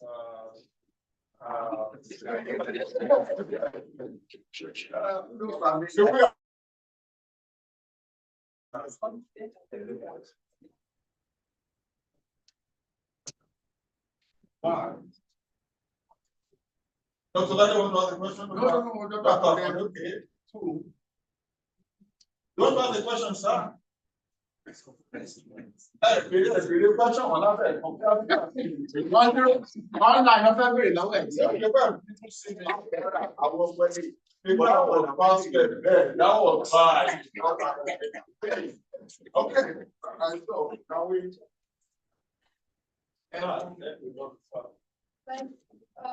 Well, my own is not really a question. I just did it.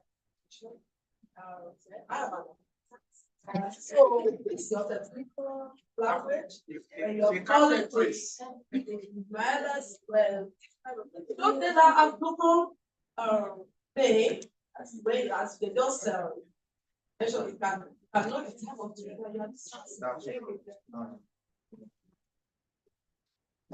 The question is not special account. Thank you, you actually did well. My own is not about the jargons. I know the chairman of the tree felling committee is in the Department of Forestry. So all these recommendations are they to us or to the professor who is the chairman? Because you said, we said they are being threatened and all these recommendations are they for the public or since you are your case study?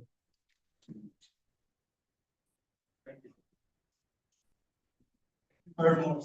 I think I'll follow up on that with the comments, more like a suggestion and also a question. I want to believe that you already have a short policy statement or policy brief from the work you have done, directing it to the person that he mentioned in the Department of Forestry and hopefully to the university management, because we know how important those trees are to us as human beings.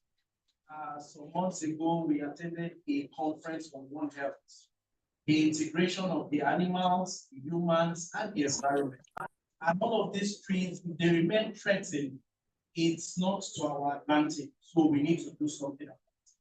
My question, a follow-up to that, what strategies, because you have done the science, but you know that we interact with trees. As human beings, what strategies would you suggest that we human beings can adopt to help the trees from being threatened, despite the climate crisis stage?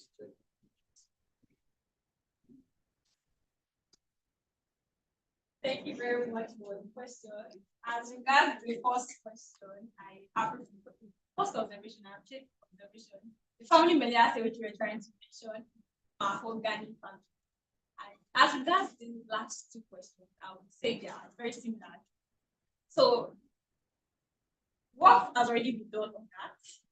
For example, I developed an application for the management of certain trees within the University of Ibadan, and the application is known as VRTTNAV, currently available for Play Store. And the application has been introduced to the person in question in the Department of Forestry, and discussions are already underway with the Vice Chancellor of the University based on the management of certain trees. And as regards to the second question, what can we do? That's one of the things that can be done. Currently, we lack data. Nigeria has a lack of data actually, And even when data is available, they are usually outdated. So to solve problem of data, I have provided data and I have shown how this particular application with the data integrated can be used by even laymen that don't know. Apart from what I have done, the other things that can be done by other people, for example, carrying out a multi-criteria analysis and drafting out a plan for the management of the streets, or perhaps even introduction of extra trees. This can be done by another person, or maybe even by myself. Thank you very much. Yeah, forestry is central to life. But a lot of people, maybe out of ignorance, maybe because they feel money answer it all. It's something we are neglecting. But as we are here, we do not know what is going outside because we are enjoying air conditioning. But whatever we are living out is still going out there. And these are some of the things that is contributing to the pollution that we have out there. We exclude, human beings exclude carbon dioxide. Plant take in carbon dioxide. And they release oxygen. So it is the oxygen that is the oxygen of life. Some of us don't know the importance until maybe we fall sick and we have to pay maybe about the last time I checked it's about 30 around 35,000 per 10 kg of oxygen and UCH there. So we will know the importance. So these are issues that we should now reconsider. Are we going the natural way or the artificial way? That's why we will tell you that the day the last man dies, and the last day dies, there won't be any man of this. So what she worked on is to look at the importance of some of these trees and attracting tree species within the. When we say something is threatened, it means it's going into extinction. They came in and gave us. They planted all over the rest of Ibadan. They're on this ranger. We use technical grannies in developing our plantation. We use Melana Amoria in developing our. Yeah, these are not indigenous to environment. They told us our own indigenous species would not do well for plantation establishment. That's a lie. Not to forestry department. That very few stands of trees standing in front of that department, about 40 stands or so. Yeah, it is an indigenous tree species. It is not up to 7 years that it was planted. There is no tectonic garden species that will mature to that level in 7 years. Or Melina can be a little bit competitive with it. But Melina does not have the structure of that tree species in front of our department. It is thick that has the wood characteristic that can match the species in front of our department. What is bamboo really want? So it is there for us to make sure that our own indigenous species does not go into extinction. That is what this work is trying to point out to the authority of the nation. Today, this is not anywhere. If our university has the largest number of ministerial ancestral staff in the whole lot of Africa, I'm not talking of Nigeria. There is nowhere in Africa, in West Africa, that you have, Europe tree, that have the number of Europe trees in West Africa. Europe tree, you have the number in University of Ibadan. And hectare, there is no place anywhere in West Africa that you have the number of stands. And it is because some of us will not allow certain things to happen. Otherwise, I'm a timber man, I never know but if we had allowed someone to put it, what would that timber merchant do? So our proposal is that there is nothing but we preach conservation. We are not talking of conservation. Conservation is for civilization. God did not create anything that should just be there. It is stupid of you to have money and not spend it. Okay? But you cannot think of meeting your pay and having an already 18K. That is what we are talking about. Let's look at a way of ensuring that there's prosperity. That there's an allowable thought with big foreign plantation that wasn't go beyond. The moment we go beyond this allowable thought, that plantation is in jeopardy. And we have fact, that is why we no longer have enough forest land in our environment. I can't think if I continue talking, there is so many reasons why we should appreciate our environment. And Oyo State is still up, although it's in the grand savannah ecosystem. But yeah, there is opportunity for the state to respond to green. What is happening in Lagos State? The consultant that started the greening of Lagos State is from the University of Ibadan. I'm just one of the boys around there. 2006, 2005, I was okay, from the journalist lecturer.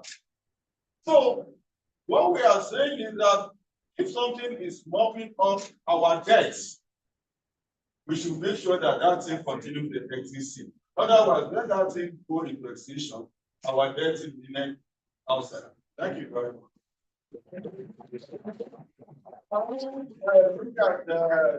We have two presentations from that's what I am thinking with us on the net.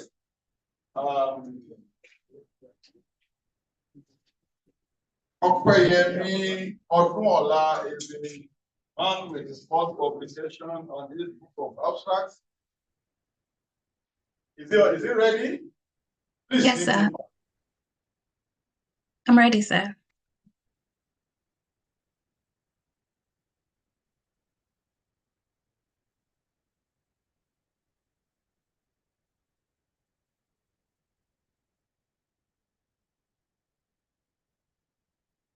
Yes, I would like to confirm we can see my screen. Yes, we can hear you, speaker. Can you see my screen, please?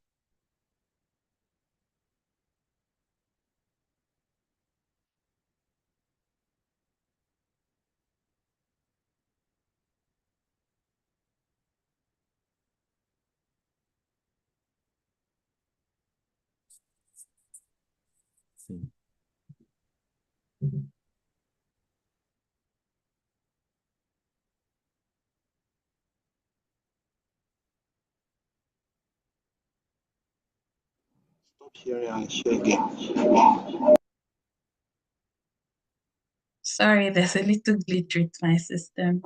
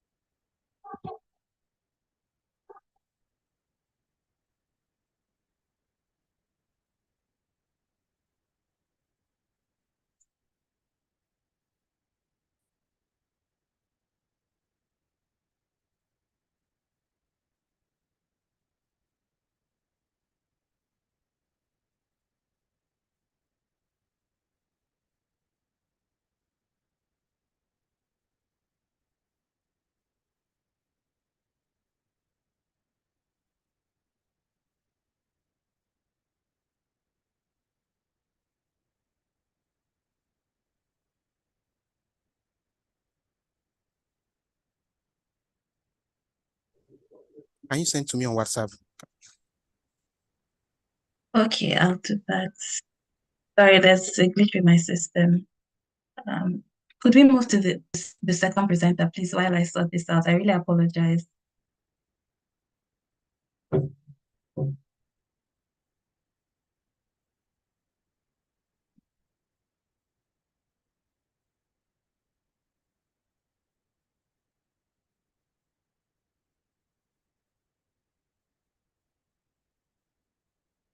They are not getting sound. Those are some of the weaknesses of the technology that we are adopting. And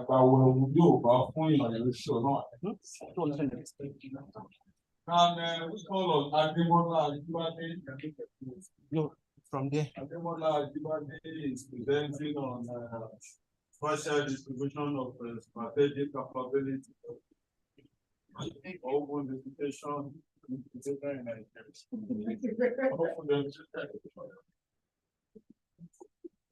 we link him up, please? Sorry. I'm sorry. Our ladies are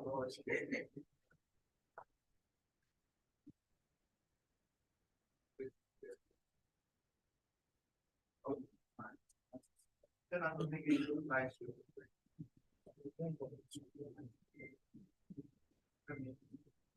Slideshow. Slideshow. You are muted.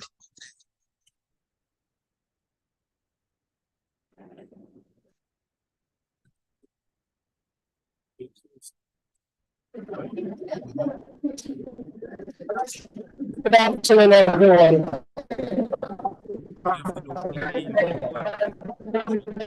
Good afternoon.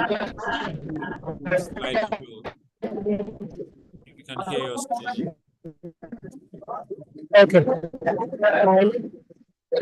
My name is Ademola Jibade, and I work with National Center for Technology Management, a research institute under the title of my presentation this afternoon is Assessment of the Spatial Distribution and Strategic Capabilities for Open Defecation Mitigation in Nigeria. And I know that we all know what open defecation is and how, as a means.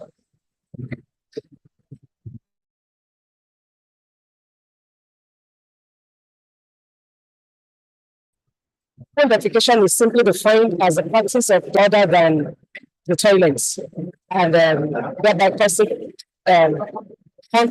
human contact with excreta, and causing public health problems for people. So we see a lot of people defecating in several places, trying to answer the call of nature, but because there are no facilities or no toilets, you just see people doing that in several ways, other than the use of toilets. Now, 2.5 billion people of world population lack improved sanitation. And what do we mean by sanitation? Sanitation refers to public health conditions related to the provision of clean drinking water and facilities and services for the safe disposal of human waste and domestic or industrial sewage. The maintenance of hygienic conditions through services such as garbage collection and wastewater disposal and associated hygiene promotion is what is referred to as sanitation. The overall purpose of sanitation is to ensure a healthy living environment for everyone, protect natural resources, as well as provide safety, security, and dignity for people when they defecate and urinate. We discovered that in places where there are no toilets or where people do not have access to it, they tend to want to use they tend to want to defecate when people will not see them. And those times are mostly dangerous, especially to women and girls that can get hurt in the process. And so that's a serious problem. Now, the problem we have is that we have about 48 million Nigerians practicing open defecation right now. This was gotten from the Federal Ministry of Environment sometime in May. And we have 159 million Nigerians without washing hand facilities. For the North Central region, no fewer than 50% of the population practice open defecation, and this is a serious issue. Even though the federal government has a roadmap to end open defecation by 2025, but I tell you, this is not realistic. We're in 2024 and we still have a lot of people practicing open defecation. It's a serious problem that calls for urgent intervention. Now, this study looked at the spatial distribution of the facilities that are on ground, and what was used was ArcGIS 10.2 by the use of global positioning system to take the coordinates of where we have these facilities and know how distributed they are. Then to also assess the strategic capabilities to mitigate open defecation, and adapted foresight tool was used, the strategic foresight tool, which is Primo. And Primo has people, resources, innovation, marketing, operations, and fund. Now, I already talked about this too. Now, after the use of the global positioning system to take the coordinates of where we have the facilities, this was what was gotten in the areas that were looked at in the North Central zone. Niger State was considered, FCT was also included, as well as Nasarawa State. Now, for the strategic capability assessment that was done for the open defecation mitigation in North Central zone, the people that were looked at were the university researchers, the sanitation personnel, then the law enforcement agents. Then for the resources, we have the land, the public toilets, then water. Innovation and ideas, looked at the new thinking and process innovation, while marketing looked at the awareness and the local market. Operation looked at planning and execution, while finance looked at funding, government funding and private sector funding. Now, for this Primo, it was rated based on like 1 to 10. Well, 1 is the very low, is rated as very low. 1 and 2 rated as very low. Low 3 to 4, medium 5 to 6, high 7 to 8, and very high 9 to 10.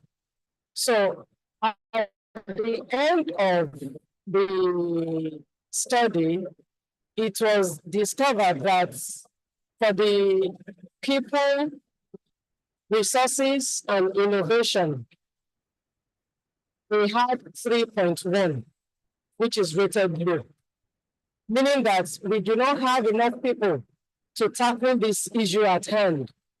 Then for the other one, which is the marketing, operations, and finance, it was also rated 3.84, which is also low. This shows that by Your the time is up. Your time is up. Oh, okay. So let me just say what the conclusion is. The available public toilets in the study area were found to be clustered in the urban areas of Wuse, Maitama, Garika, the Federal Capital Territory. Okay, thank you very much.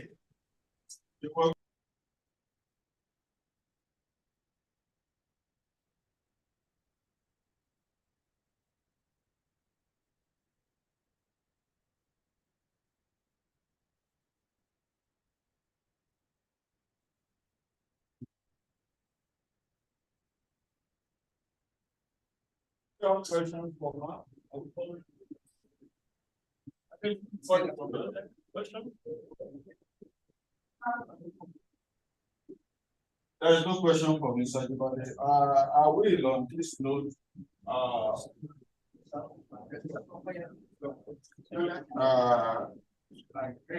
Technical session. Okay, it's not for everyone. Okay, so without God or everyone, Thank you very much, sir. please.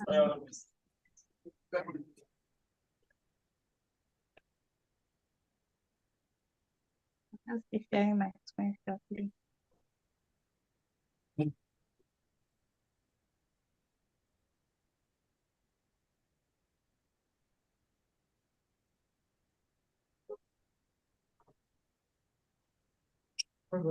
What's the same as sharing strength? The same as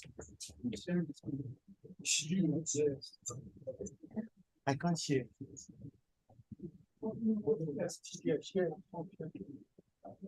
Can't share now.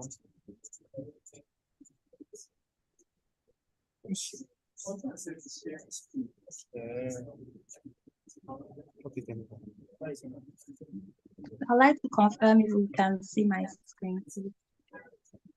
Yes, this one. Yes. Okay.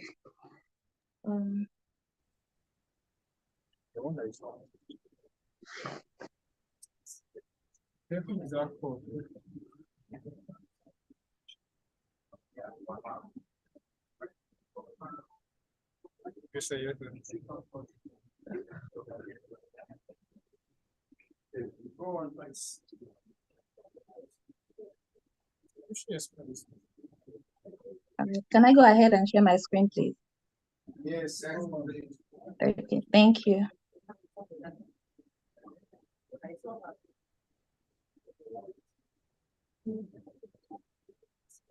I'd like to apologize for the initial glitch. I just want to confirm once again that we can see my screen. Okay, good Yes, we afternoon, can everyone. see. Standing on existing protocol, my name is Okwemi Odonla. I'll be speaking on assessment of market access of crop farmers in Iseyin local government area of Oyo State. So we all know that the food system of Nigeria, we're aiming for sustainability, and crop farmers are major actors in ensuring that this happens. I have a conceptual framework right here that talks about what my study is about, which is to explore market access in the same local government area and estimate the socioeconomic characteristics that influence this market access. And so crop farmers market access is an economic dimension of sustainability. And we also have three dimensions: the environment dimension and social dimension. And we cannot solve crop farmers market access without talking about the other aspects. And so we have the farm level characteristics of the farmers and the farmers' socioeconomic characteristics, which also affect the crop farmers market access. And so these three dimensions together, looking at crop farmers market access, their socioeconomic characteristics and their farm level characteristics, ensure a sustainable food system. And our overall goal is to have an improved agricultural livelihood. And so for my methodology, Iseyin local government area was used. I used a multi-stage sampling technique that included purposive, stratified, and simple random sampling. I used primary data for this study using the Kobo Collect questionnaire on the ODK software, and the total number of crop farmers that were surveyed were 49 from 4 villages of origin. And I have here a map that just shows a GoPro photo path that just shows the pictures of farmlands in Iseyin local government area. For my analytical techniques, I used descriptive statistics, and I also used the two-big regression model, and I have the equations here on this slide. For my results, for my socioeconomic characteristics, the average age of the farmers was about 51 years of age. Household size, we had 7 as the average household size. For dependency ratio, the average we had about 38%.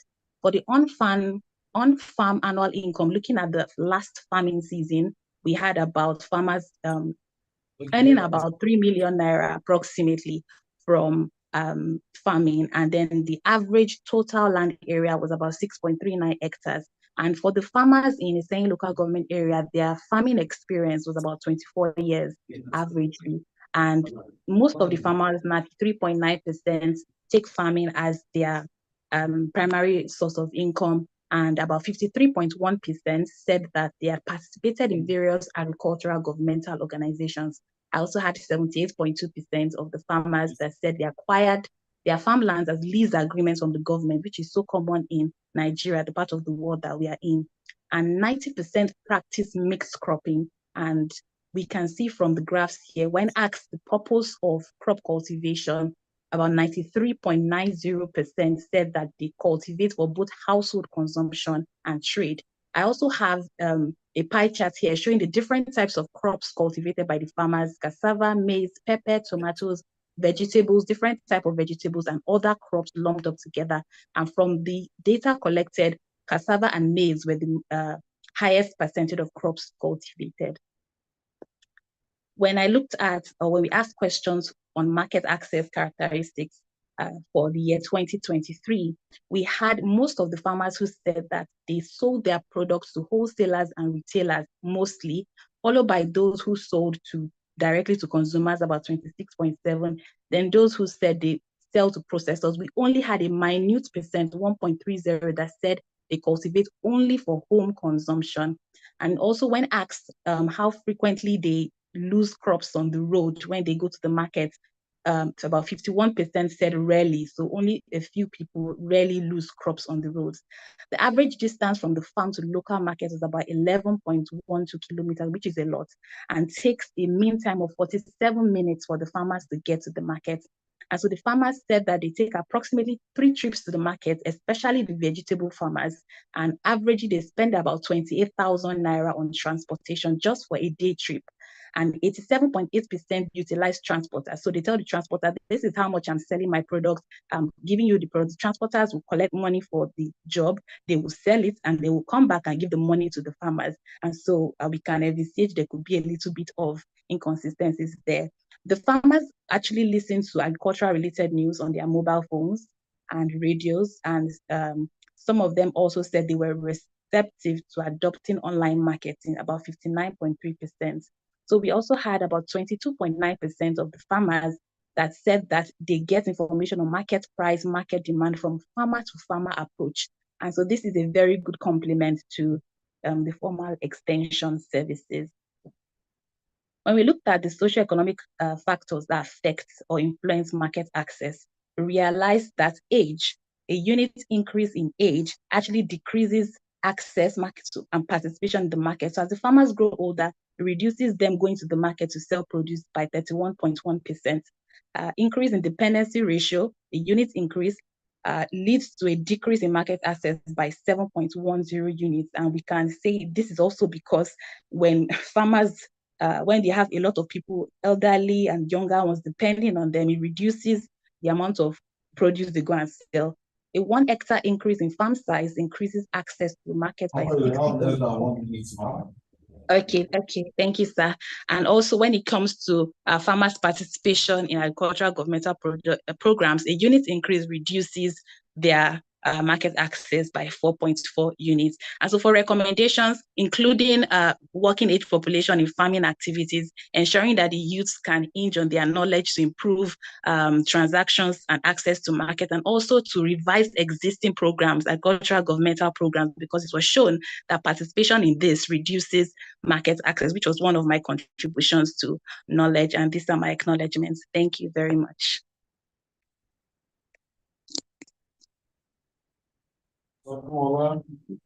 Yes. The paper by Ola-Olowoyo is looking at access among crop farmers to markets in the sharing local government area. It's an interesting topic, but especially for temporary Nigeria, where the freedom problem we are suffering now in a lot of middlemen.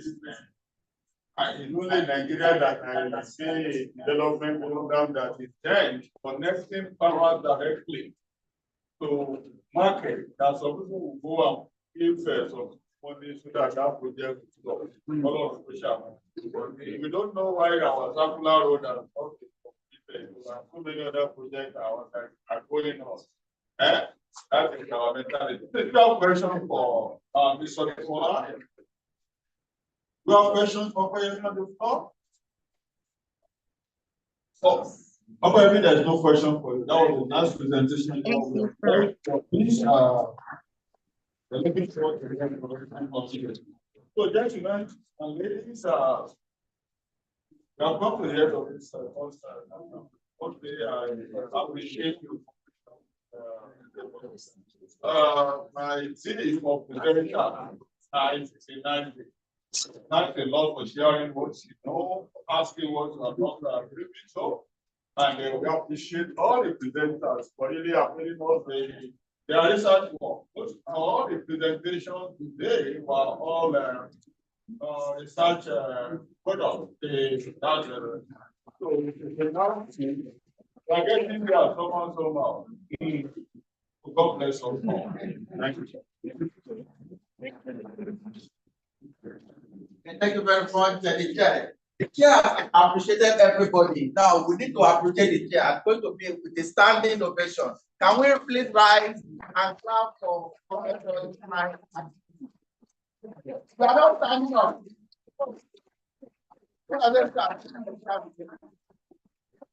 Okay, you cannot do that.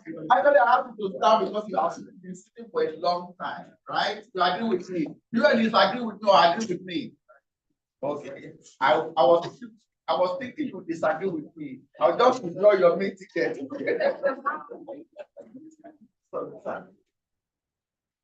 Okay. So I have a few announcements for us. You can pick your badge now. It's time to go. We are following and provide for the day. A few announcements. So tomorrow will be day 2. As you know, the conference 2 days. So today and tomorrow. Please, in case you see know somebody who registered and is not around today, tell them tomorrow is the second day and the last day. And tomorrow we'll be issuing out the certificates. So if you miss it tomorrow, I don't know, you will get it by soft copy. But if I were you, I will come here and take my certificate and take hands and take photos as evidence and post it online. That I'll take an international conference at the University of Ibadan. Please let that be your own story too. So day 1 is gone. Day 2 is tomorrow. Arrival for tomorrow is from 8:30. We want to start at 9:30. So be around on time so that we can start on time according to the program and also finish on time. As I said, certificate will be given tomorrow. For those who are online, the certificate will get it online. For those who are here, for those who are online, get certificate online. You cannot attend online and get it physically. Okay, I'm not confused. Okay. So you will get your certificate online if you are participated. But if you are here, I want you to confirm that we have produced your certificates. Please, before you go, see them at the registration desk that your certificate is ready for collection tomorrow. In case you have just registered today, we can still produce your hard copy. Because you are here, please get it hard copy better. You can then scan and make it soft copy. But if you are here, get it hard copy and write it. The fourth thing is that people have been asking, can we send our full paper? No, not for the conference. We didn't ask for full paper at the submission stage of your abstract. We said that after the conference, when you have received feedback from the presentation, you can now develop the full paper and submit it to our journal. We have a journal that is called African Journal of Sustainable Development, ISDS. So, and the person in charge, Mrs. Raja, are you here? Okay, I'll put the information already on our platform for in case you still miss that information. I'm saying it again. And submit your full paper any moment from next month. Okay, the details will be on the platform. If you are not added to the platform yet, if you are registered, you are not been added, please see the deputy boss standing here. She's the one that will add you to the platform. She's the gatekeeper. Wanted to say gatekeeper. Okay, gatekeeper. Now lunch is ready. We are closing. When we close, you go to the cafeteria. If you don't have a meal ticket, don't raise your hand. Because we want to be sure that everybody that has waited patiently, whether you have registered or not registered, you must eat before you go. I'm learning from my guy that just came from here. If you don't have a meal ticket, raise your hand now. Please just come and see me as others walk away. If you are registered, it's in your bag. But in case you have not registered, and we make sure that you have the meal ticket in your registration. At least for today. Tomorrow you get your meal ticket tomorrow. But we put only today, I guess. Yes, only for today. So I guess everybody has meal ticket now. Sister, you are welcome. All right, see me after now. So thank you very much. I want to say bon voyage, but you are not traveling yet. So see you tomorrow. All right.